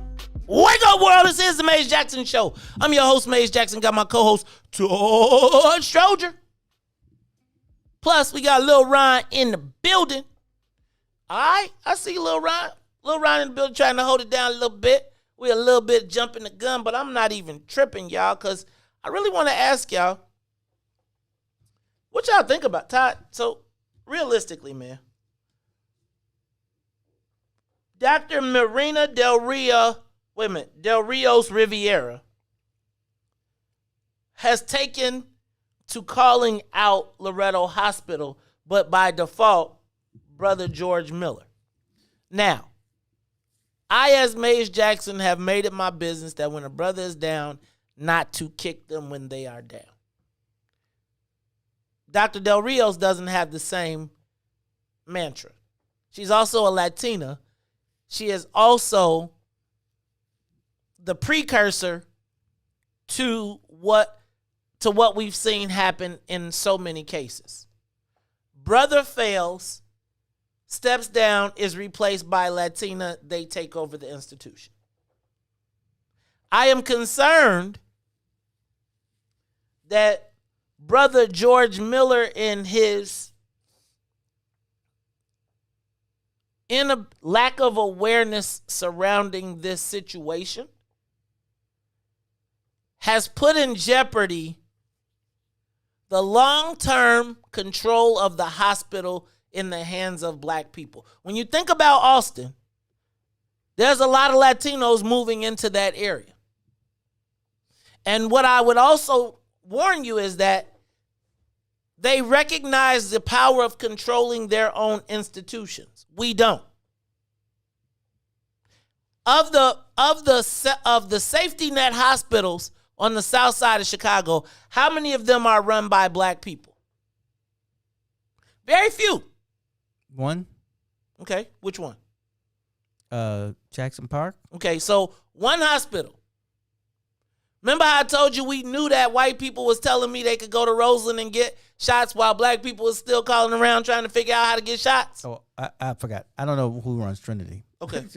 But you see what I'm saying? Like, when they control the institution, then they can control the wealth and the health of their people. One of the reasons that Todd Stroger's dad was so adamant about building Stroger Hospital is because he recognized that black people did not have access to good health care.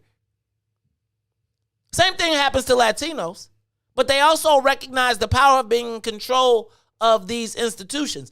And oftentimes, and I don't want to be bogus, but oftentimes, and look at who is in charge. What we saw here was that someone from our community was not in charge of the economics that the medical economics in that hospital around our community, and they were willing to parcel them out for their own personal benefit. I will say that the board of the hospital has 7 members, and 5 of them are black. And even with that, they couldn't stop Trump and the white guys from stealing the shots. Like, that's my point. We can't preside over our own demise. We can't have a brother there in the top spot, and then the guy underneath him is going out the back door, stealing our resources, and we over here at the press conference. Mm-hmm. Right? Like, brother, you gotta, like, we're not gonna go after you, but you gotta hold your people accountable. It can't be, I'm not gonna call it incompetence. I'm gonna call it, you surround yourself with people who don't necessarily have the best interests of black people or you are in charge of the black health care for all intents and purposes on the west side. Is that a fair assessment, Todd? Symbolically, at least. Symbolically, yes. And at the hilt of that, you have a black board, but the person in charge of the economics, the operations, who's supposed to, don't come from, he live in Trump Tower. Who's handling this impacted black people negatively? Who's talking to the black people? Have we heard from the hospital? I haven't seen anything. Are they going to Austin Voice, or are they trying to do damage control with white folks so it don't look so bad? But the reality is the people who got because quite frankly, you can justify stealing from black people. They don't need it anyway. Am I crazy? Are you crazy? See, that's a separate question. But no, I think you got a point here. There's the hospital. Well, the hospital's trying to, of course, cover their butt. So, cover their butt. Give us. We need his head. And so you know how it would happen if it was Mayor Daley? Or Rahm Emanuel or any other CEO, he'll march out there and he'll say, this was an outrage. We are completely offended. We can't believe that this has happened. until further notice. Man, he still got the checkbook? Mm-hmm. Does he still is the guy still calling the shots? Now, here's the irony of this whole situation. Did you see what happened in the tragedy that occurred in Atlanta, Georgia, where 8 women were murdered by an incel, involuntarily celibate white man? Todd, there were 6 Asian women killed, 2 white women. It was tragic, literally tragic.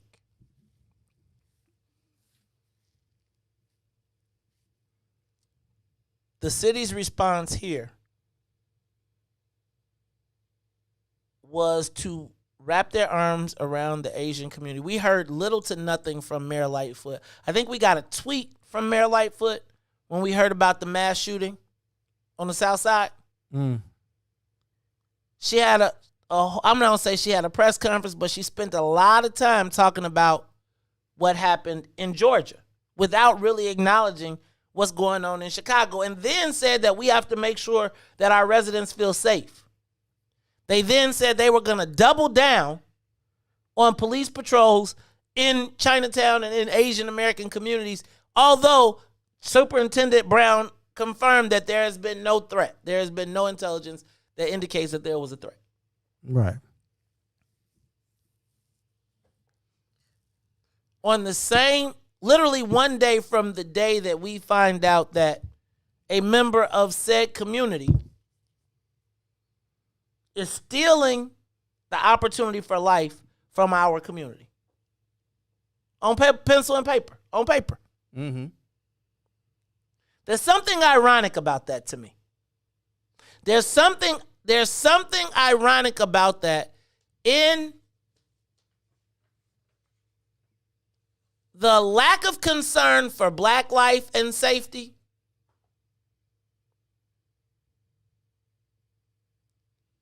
compared to other communities. Todd, the black community has been subject to murder, highest murder rates in the last 20 years. They say 30 years? Highest murder rates in the last 30 years. We got carjackings off the roof. We got people Facebook robbing people. We have seen our neighborhoods go up, burn down. We have seen members of street gangs unleashed upon us. Ron, do you have in there, I want you to see if Sonia has Alderman Ray Lopez's speech.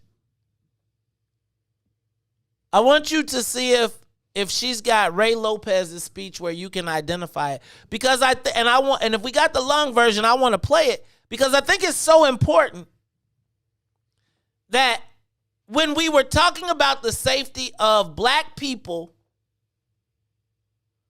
and it might be gang members walking the streets or Lopez, put it in the search, but it might be in my folder too. Ray Lopez told a true narrative, right? A true narrative. There were gang members walking around the streets. They had AK-47s. We found out in that same meeting that the mayor knew and confirmed it and turned those people loose against us. And Todd, and I remember Alderman Lopez going through, remember he went through the whole story, the whole thing about, I got seniors walking around in my community. Remember when Betty called us and told us she couldn't get to the store? Mm-hmm. And remember when on City So Real, they asked her, did the west side and the south side go up? And she was like, I fundamentally disagree that happened. I was thinking about what was the response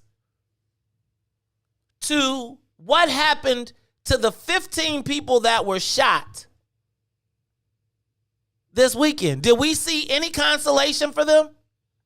Did we see any, like, I'm going to show up at their place, I feel some remorse for them? No, we're going to go after those owners, and we're going to go get them ninjas.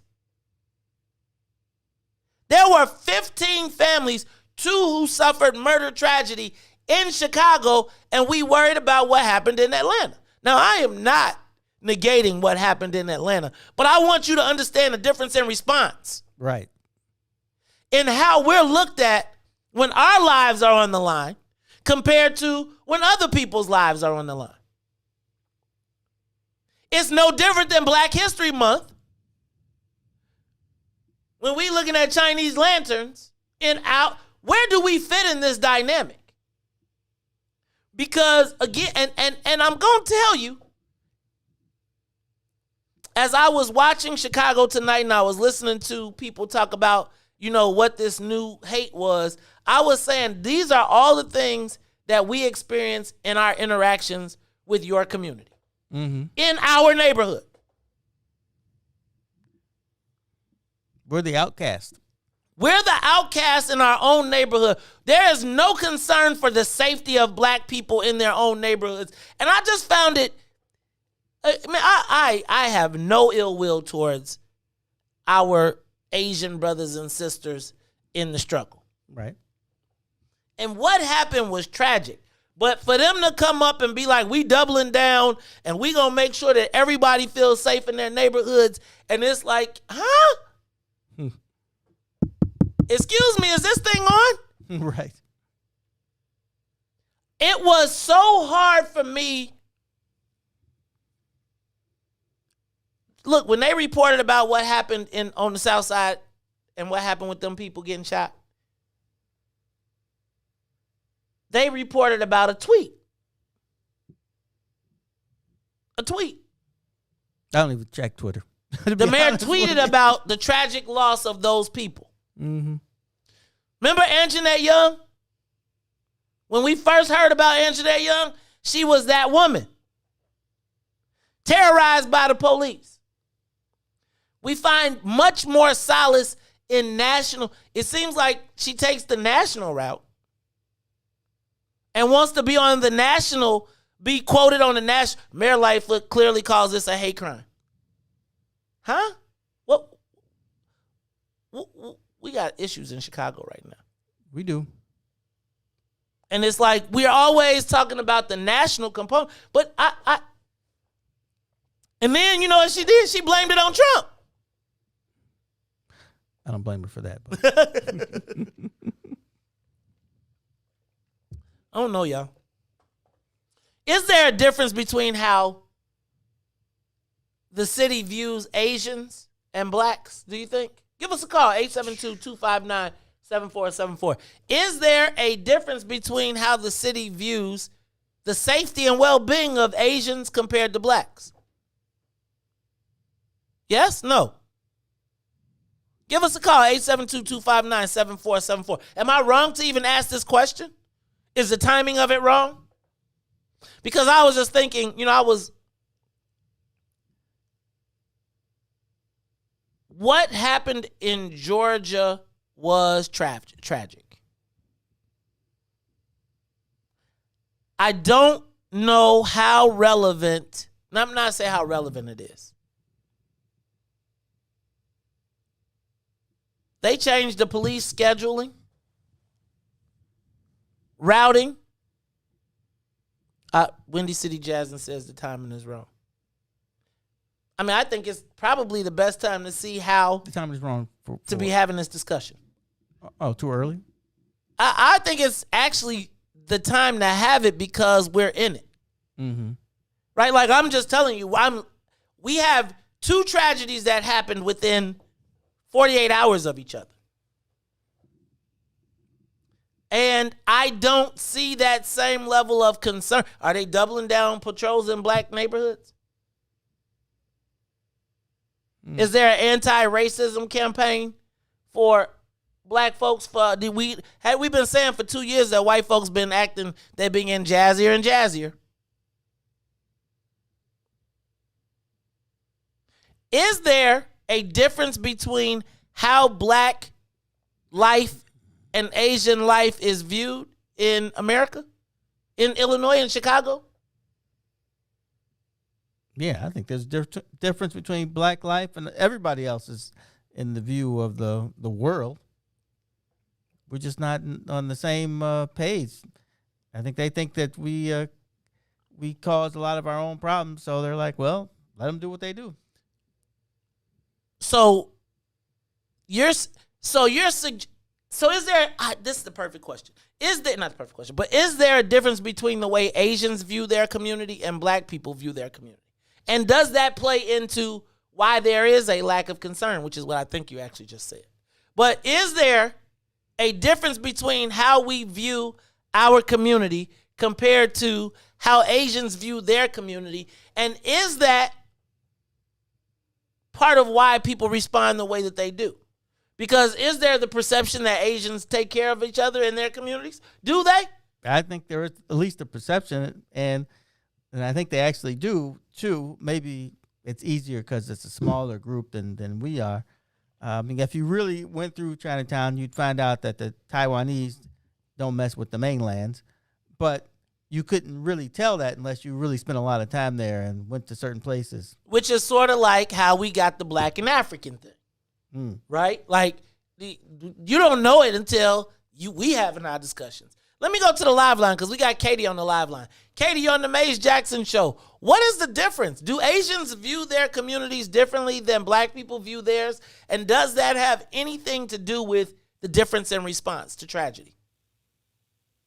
Yes, I had the great fortune of working all over the city, and I had a little stint working on where the Asian town is. Oh, let me see, I forgot the name of this street. Cermak? On the north side of Broadway, off of Broadway and Devon. Broadway and was it Devon? No, Broadway and Clark. I worked on Devon too. Okay. And I remember that I used to see they used to have about 8 department heads, police department heads come over, and they would come into the Asian businesses, and they would say that, you have our protection, whatever, they introduce themselves and just let them know that you have our protection. I've never seen that. They come into the business, about 8 police department heads would swing through and let them know, come into the business and let them know you have our protection. I saw this myself. Protection from who?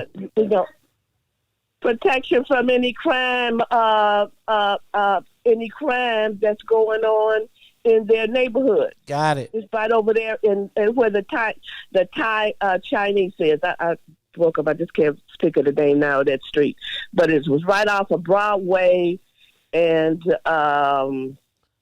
I saw it on City. I saw it. I know exactly where you're talking about, and it's an L stop around there too. Right. Yes. And the street starts with an A. I can't think of it. Argyle. But anyway, Argyle. Yes, I used to work right on over there, and I've seen it myself. I said, I can't believe this. It struck me about 7 or 8 of them came, department heads came in their full uniform and stood up and just said, we got our arms around you. We are here to protect you. And then for the I went took my granddaughter after the riot the riots here, and we went into Chinatown, and I saw the National Guard at Chinatown when I live along 79th Street between Kedzie and going east to where I was ravaged up and down. 83rd and Kedzie, they broke into the store and just ravaged the store, ravaged all the stores around us, liquor stores, ravaged everything. And I saw no National Guard. There was no National Guard. Dang, Katie. I think that's the story of our lives. First of all, I appreciate was so happy. Then they want to say that it's blacks that's killing Asians. I was so happy when they can see it's not blacks killing Asians. That white guy killed Asians, I think they are lying. That black guy killed. He had a thing about the Asians. You know, why would you go in there and kill the Asians if you didn't have something against the Asians? That's crazy. And that's what I want to say. Bye. Thank you, Katie, for calling. Y'all give us a call, 872-259-7474. The live lines are open. So we don't, I'm watching some of the comments on Instagram, and people are like Beat Greatness says, you don't see Asians walking around black neighborhoods shopping. Asians have a beloved community. We lost ours. Asians shop in their community. They borrow money from one another. We as a people must take personal accountability and stop looking for savior outside of our community. So I'm somewhat of that ilk, but I also recognize that just even as trying to be a business owner, right? The access to capital is different. The ability to get a lease is different. The ability to do all of the things that it takes and is different. And there is no black network that you as a black person starting business, even if you pay extra interest, can go to get started. There is no, hey, let me welcome you up into the business. They recognize the collective economics. There was a time in my life when I owned a Range Rover. 4.6 too, for the record. But I remember all the time and energy it took for me to get that truck. And I was there getting a repair, and I watched this Asian kid walk in and buy the top of the line 4.6 loaded with everything, and he paid cash. And it was because his dad owned 20 nail salons in black communities. I'm going to tell you that there's the powernomics that we talk about from Claude Anderson is what they practice. But I don't know that there is the same regard for, I don't necessarily care about the community. I'm talking about life. Is there the same regard for black life as it is Asian life? Is there the same concern about, right? Because most of the time you see somebody black, you got a trajectory that this kid was going to be a, if you see an Asian, you be like, man, he finna be a nuclear physicist. Right.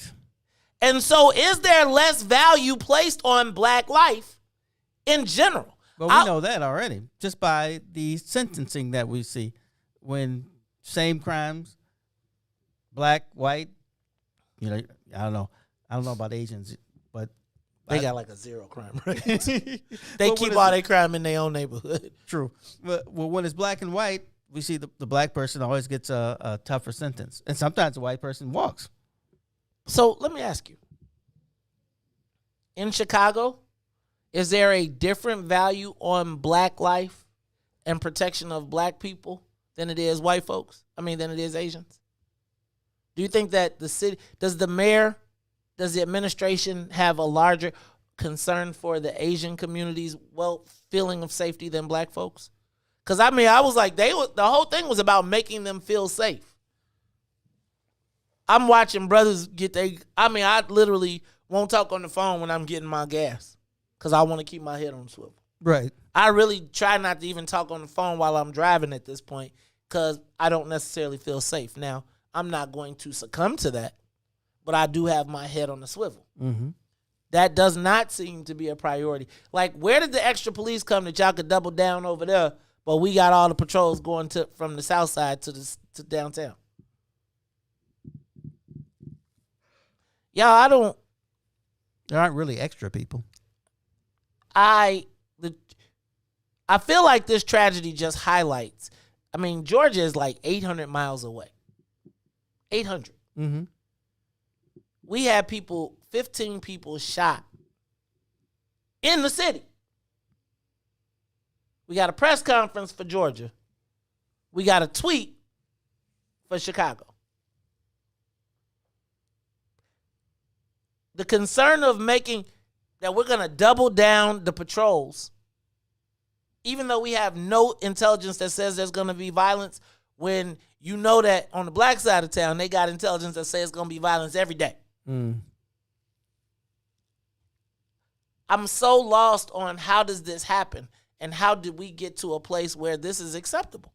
Am I crazy? Like, am I seeing things through the wrong lens? Maybe it's I'm seeing things through the wrong lens. And I think that 90% of the problems with black people come from about 7 to 10% of the people.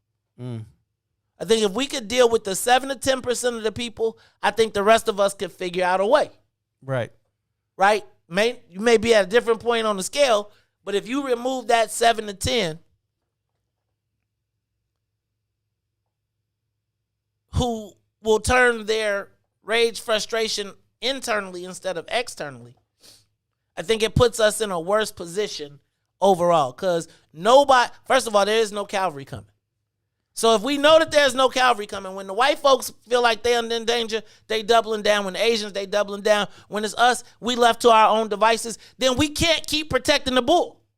And we can't keep pretending like, so I think we glamorize. I love using the warrior class as a comment because I feel like there is a place for that person. But even in that warrior class, like if you can't fit in the dynamic, I don't think that we don't have the luxury of waiting for someone else to purge you from killing us because they won't do it. Right. So there's no outrage in our group, though. You know how white people are, how they used to be. They don't have as much of violence and things as they used to. But a great example is in Indiana, way back in the early of the last century, they literally had a group who would go out and if they thought you were doing something that was detrimental to the community, they go out and tar and feather you. Now, tar and feathering isn't as bad as it sounds because they use something like honey and put feathers. But the whole point was they point you out. Everybody'd see that, okay, this guy is a knucklehead. When it was black people, they used real tar. Yeah, when it's black people. When it was black people, they used real tar and you died. Yeah.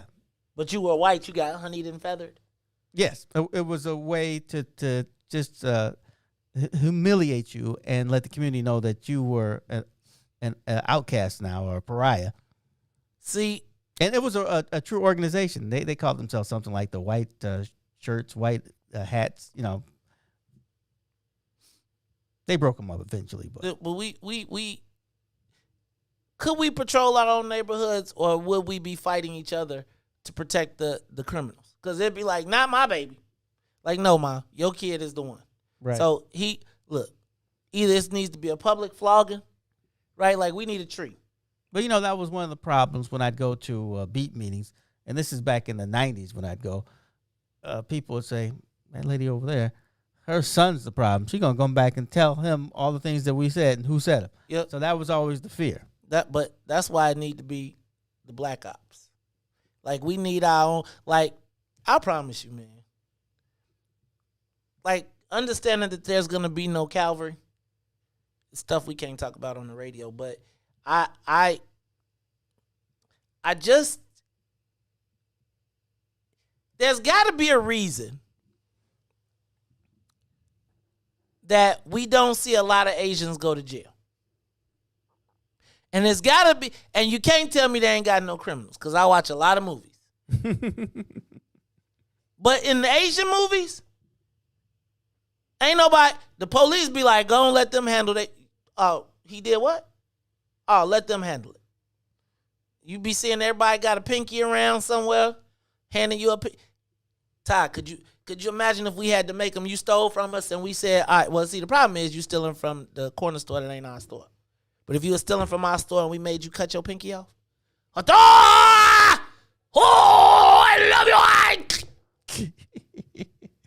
Yeah. And then wrap it up in a thing and give it to you. Right. Let me put this in the drawer with the other pinkies. I'm gonna have a box of pinkies. We need our own disciplinary system. Hey, y'all, this is the Maze Jackson Show. We're gonna take a quick break and then we're gonna wrap this thing up and get you all set for the Book of Dawn. But we'll be back after these messages. WIFTBPM. Chicago Legal Network is the collaboration of attorneys that concentrate in many areas of the law most needed in Chicago neighborhoods. The CLN lawyers focus on personal injury, criminal defense, and other issues. The CLN lawyers all average over 20 years of legal experience and are dedicated to helping the Chicago community. The Chicago Legal Network is committed to developing black lawyers through mentorship and co-representation. So if you were injured in a car accident, slip and fall, or injured on the job, or you need assistance with criminal defense, including driving violations and DUI, check out ChicagoLegalNetwork.com for more information or call 773-912-3545. 773-912-3545.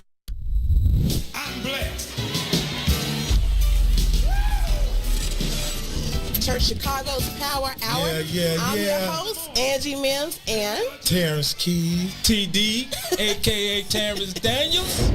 You got an inspirational word for today? Oh, man, I'll be honored. Giving honor to God.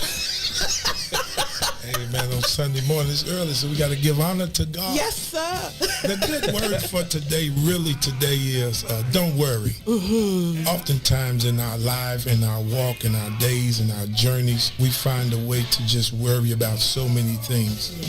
And we just want to encourage you today that those worries is God's responsibility. Mm-hmm. It's God's responsibility, because at the end of the day, what we worry about, most times we can't handle. Yes. And we would agree together, we can't handle it, so we have to give it to God. That's his responsibility. Mm-hmm. And our job is to simply believe. Yes. I agree. Simply believe. When we believe, the Bible says all things are possible. Come on through here. I better leave that alone. Preaching already. You feel it? So be anxious for nothing. Even the Bible says don't worry about anything. In Matthew 6:33 it says don't worry about anything, but seek ye first the kingdom of God and his righteousness, and all these other things be added unto you. So we're here to encourage you.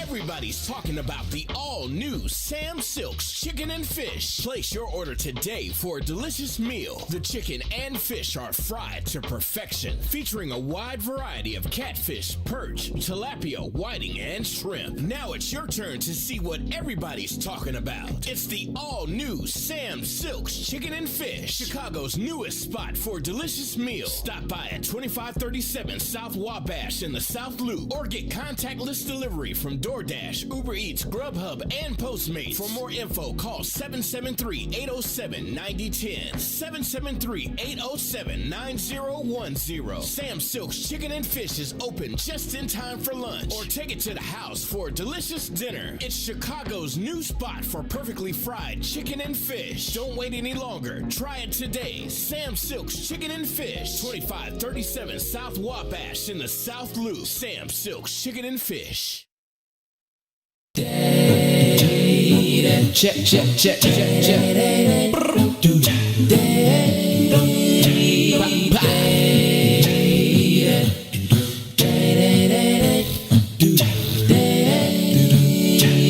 Oh, please, don't you rock my boat, 'cause I don't want my boat to be right.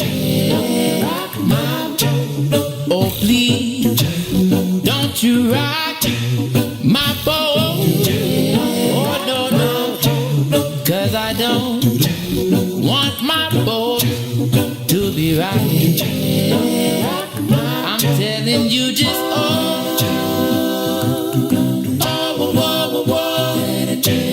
I like it like this.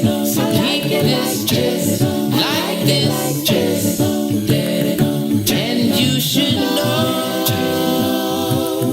know by now. I like it. I like it like I like it. I like it like I like it. I like it like I like it like this. Yeah. Satisfy my soul. By my soul. Oh yeah. Satisfy my soul. Every little action satisfy my soul. It's a reaction satisfy my soul. Oh, can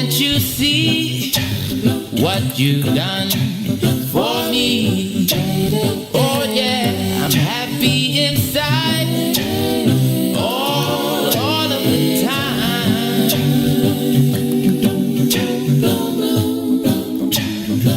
When we've been the new corner, I feel like a sweet sex winner. When I meet you around the corner,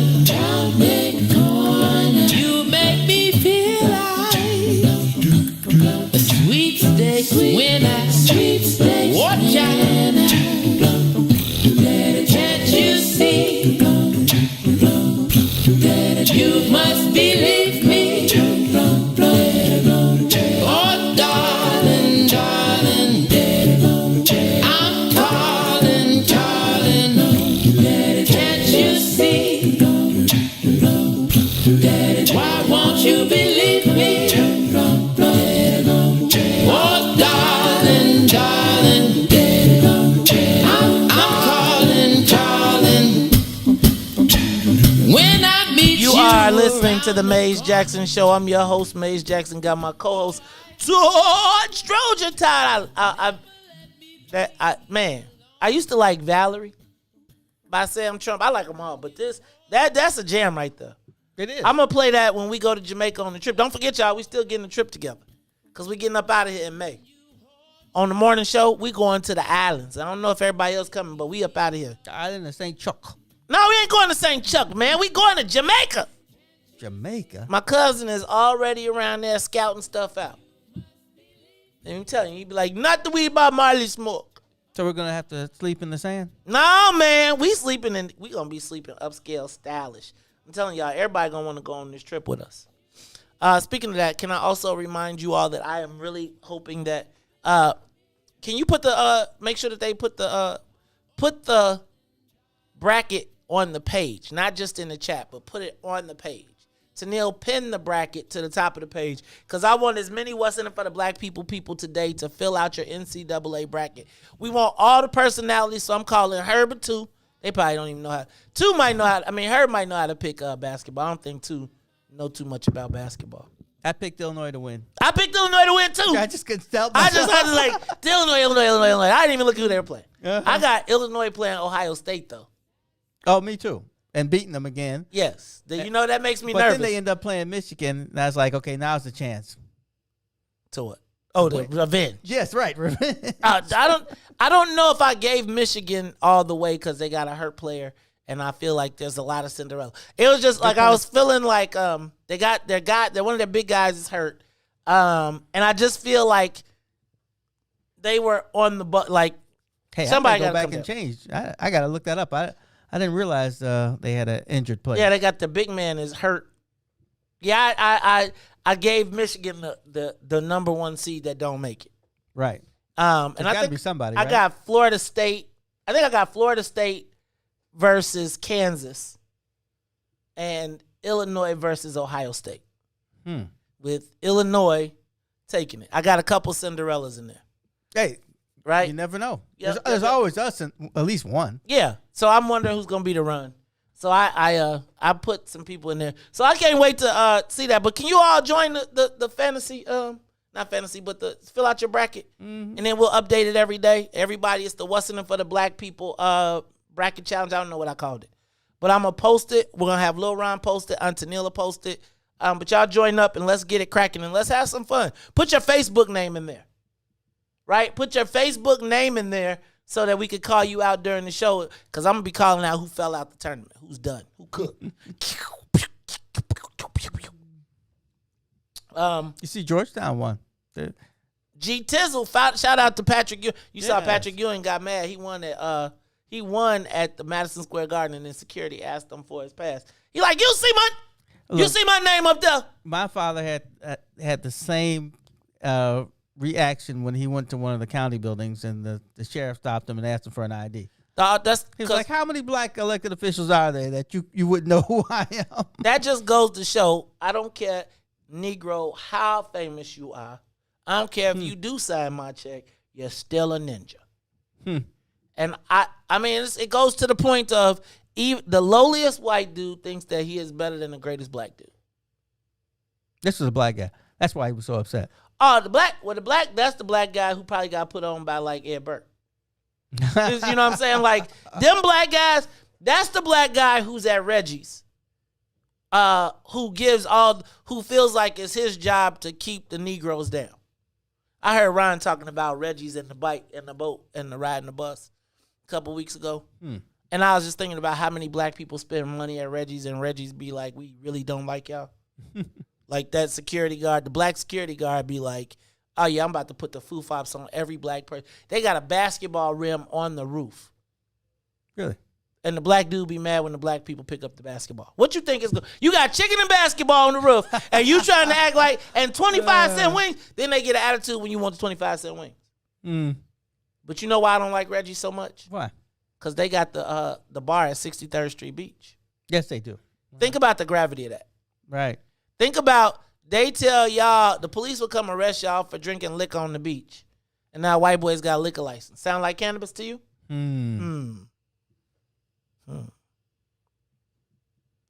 Inequities. Oh, inequities all over. White people getting rich. Unfortunately, when I was younger, I didn't realize money was so important. Besides that, I always felt like I'd always be working. See, man, exposure, bro. Like, that's the part of the problem for black folks is they ain't never seen nobody not working.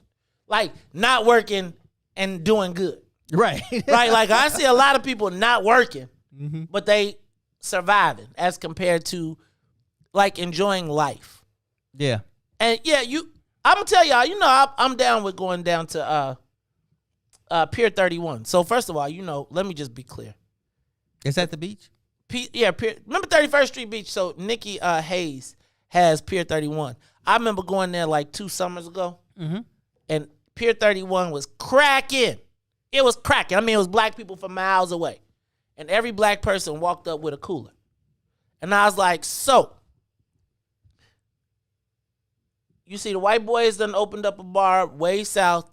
The black dudes, the white people got one on the north side, and then they got one a few blocks down, maybe like 200 yards down from Pier 31 is a Salerno's built inside of the boathouse, full bar, super nice. All the white people hang there. They then go buy their drinks and It's go a bar. Yeah, it's a restaurant bar. Oh, restaurant bar. White restaurant bar on 31st Street Beach. And all of the white people are walking around with beer bottles because they went inside and bought drinks Right. from the bar while the black people brought the coolers. And my thing was, hey, y'all, so all y'all brought coolers down here talking about we kicking it at Pier 31. No, you're not kicking it at Pier 31. You're kicking it around Pier 31. Right. How do they make money if you bring a cooler?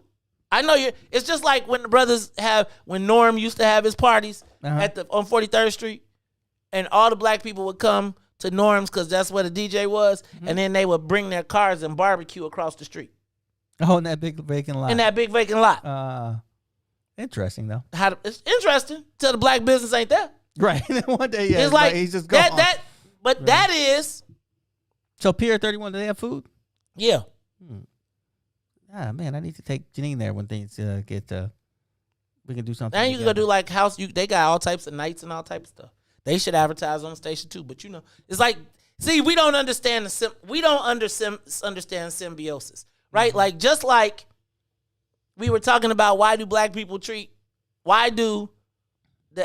get treated differently than the Asians? Because they do treat their communities different. And I think the same people you would talk to and say, man, why can't black people get along, be the same people you'll be saying, dang, this is why black people can't get along. Right.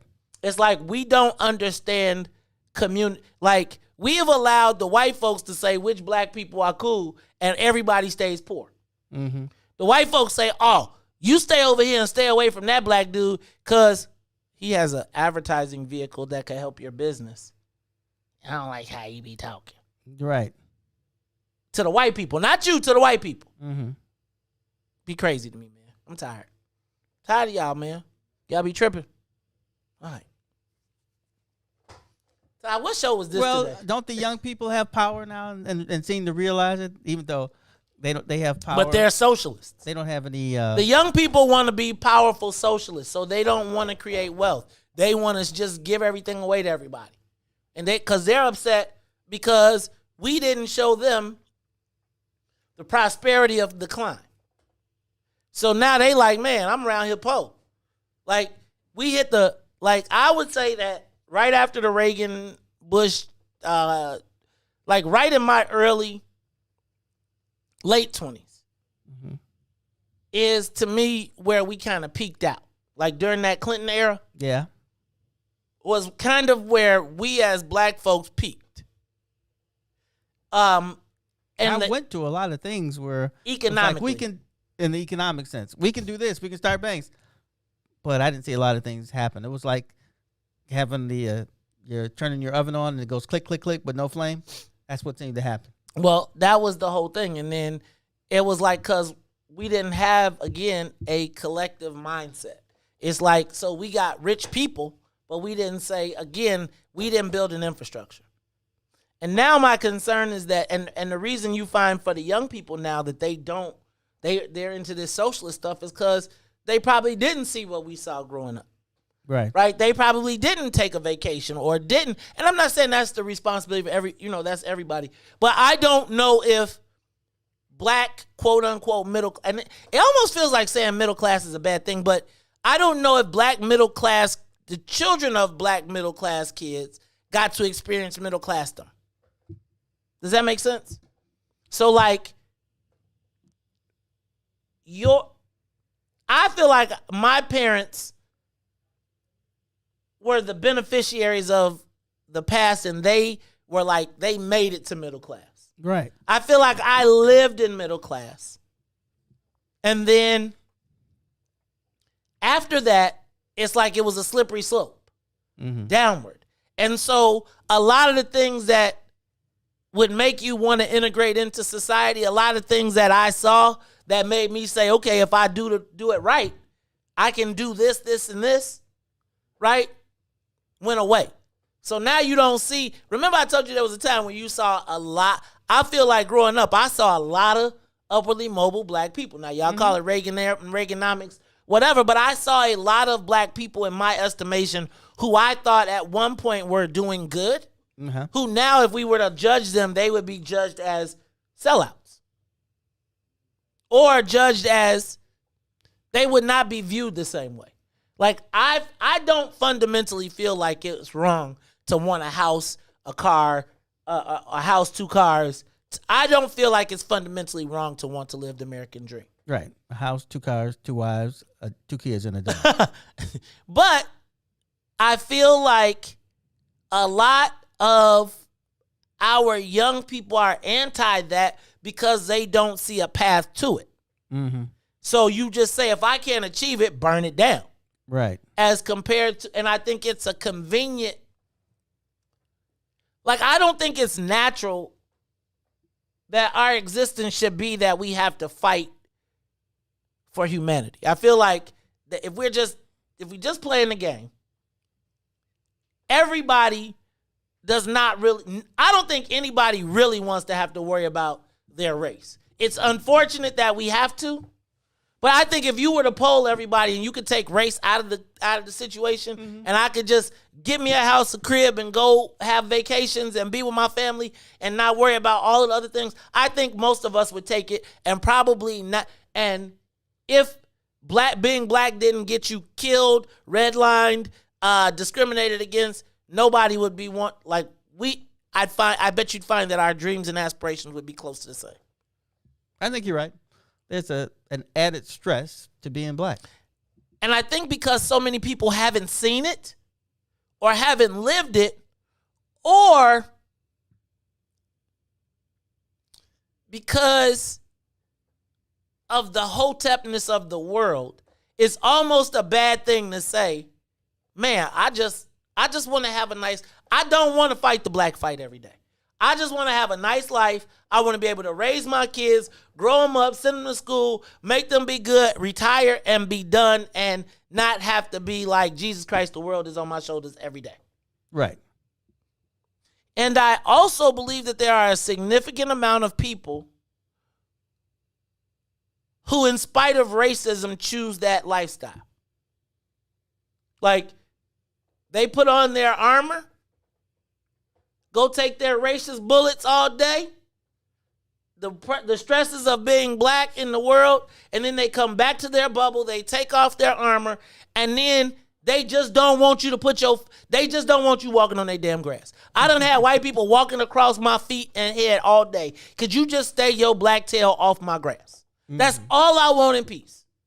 And I don't think there's anything wrong with that. I don't think that everybody has the responsibility of carrying the weight of we have the responsibility to carry the weight of the racism that we are forced to deal with on a daily basis. Yes, which is probably one of the reasons we die sooner. And I often feel like the people who, how do I say this? So I feel like we say that I think the people that are most verbally, let me see. I think that the average black person in pursuit of middle classness deals with more racism on a daily basis than our freedom fighters. Freedom fighters roll around with black people all day. They talking about the perception. The mug that goes to work every day, that has to sit there and has to listen to Karen and Becky and all of them people go through, they dealing with the racism on a daily basis. They're dealing with active racism on top of the societal issues that made us have a criminal element. Right. It reminds me of that poem that I can't remember. It reminds you of the poem you can't remember. That's funny. But it's the man who runs the race or something like that. I can't remember. I know what you're talking about, and I can't remember it. But I was just thinking, like, real talk, I don't think JoJo in the corner deals with more racism than the middle-class guy that has to get up and go to work. I don't. No. I think that, quite frankly, they probably have it easier because they don't have any concerns. They don't concern themselves with black folks, themselves, or anybody else's life. Right. Right? And I think that we got to stop glamorizing that component of it, because the victim of that apathy or whatever is typically black people, and we have more empathy for the committer than the victim. Right. The committer who cares nothing for the community at all. Or anything. At all. It's the Maze Jackson Show. Look, y'all. Y'all pray for Sonia Escobar. We about to get up out of here. So, Lil Ron. So for Maze and Sonia, who's not here, y'all pray for her. And Ruthie, who will be back next week, and Todd. Lil Ron in the building. I am the host of the Maze Jackson Show, asking every single day, what's in it for the black people? And if you don't like it, you can still tell them. Maze said, we out of here. Peace. WIFTBPM.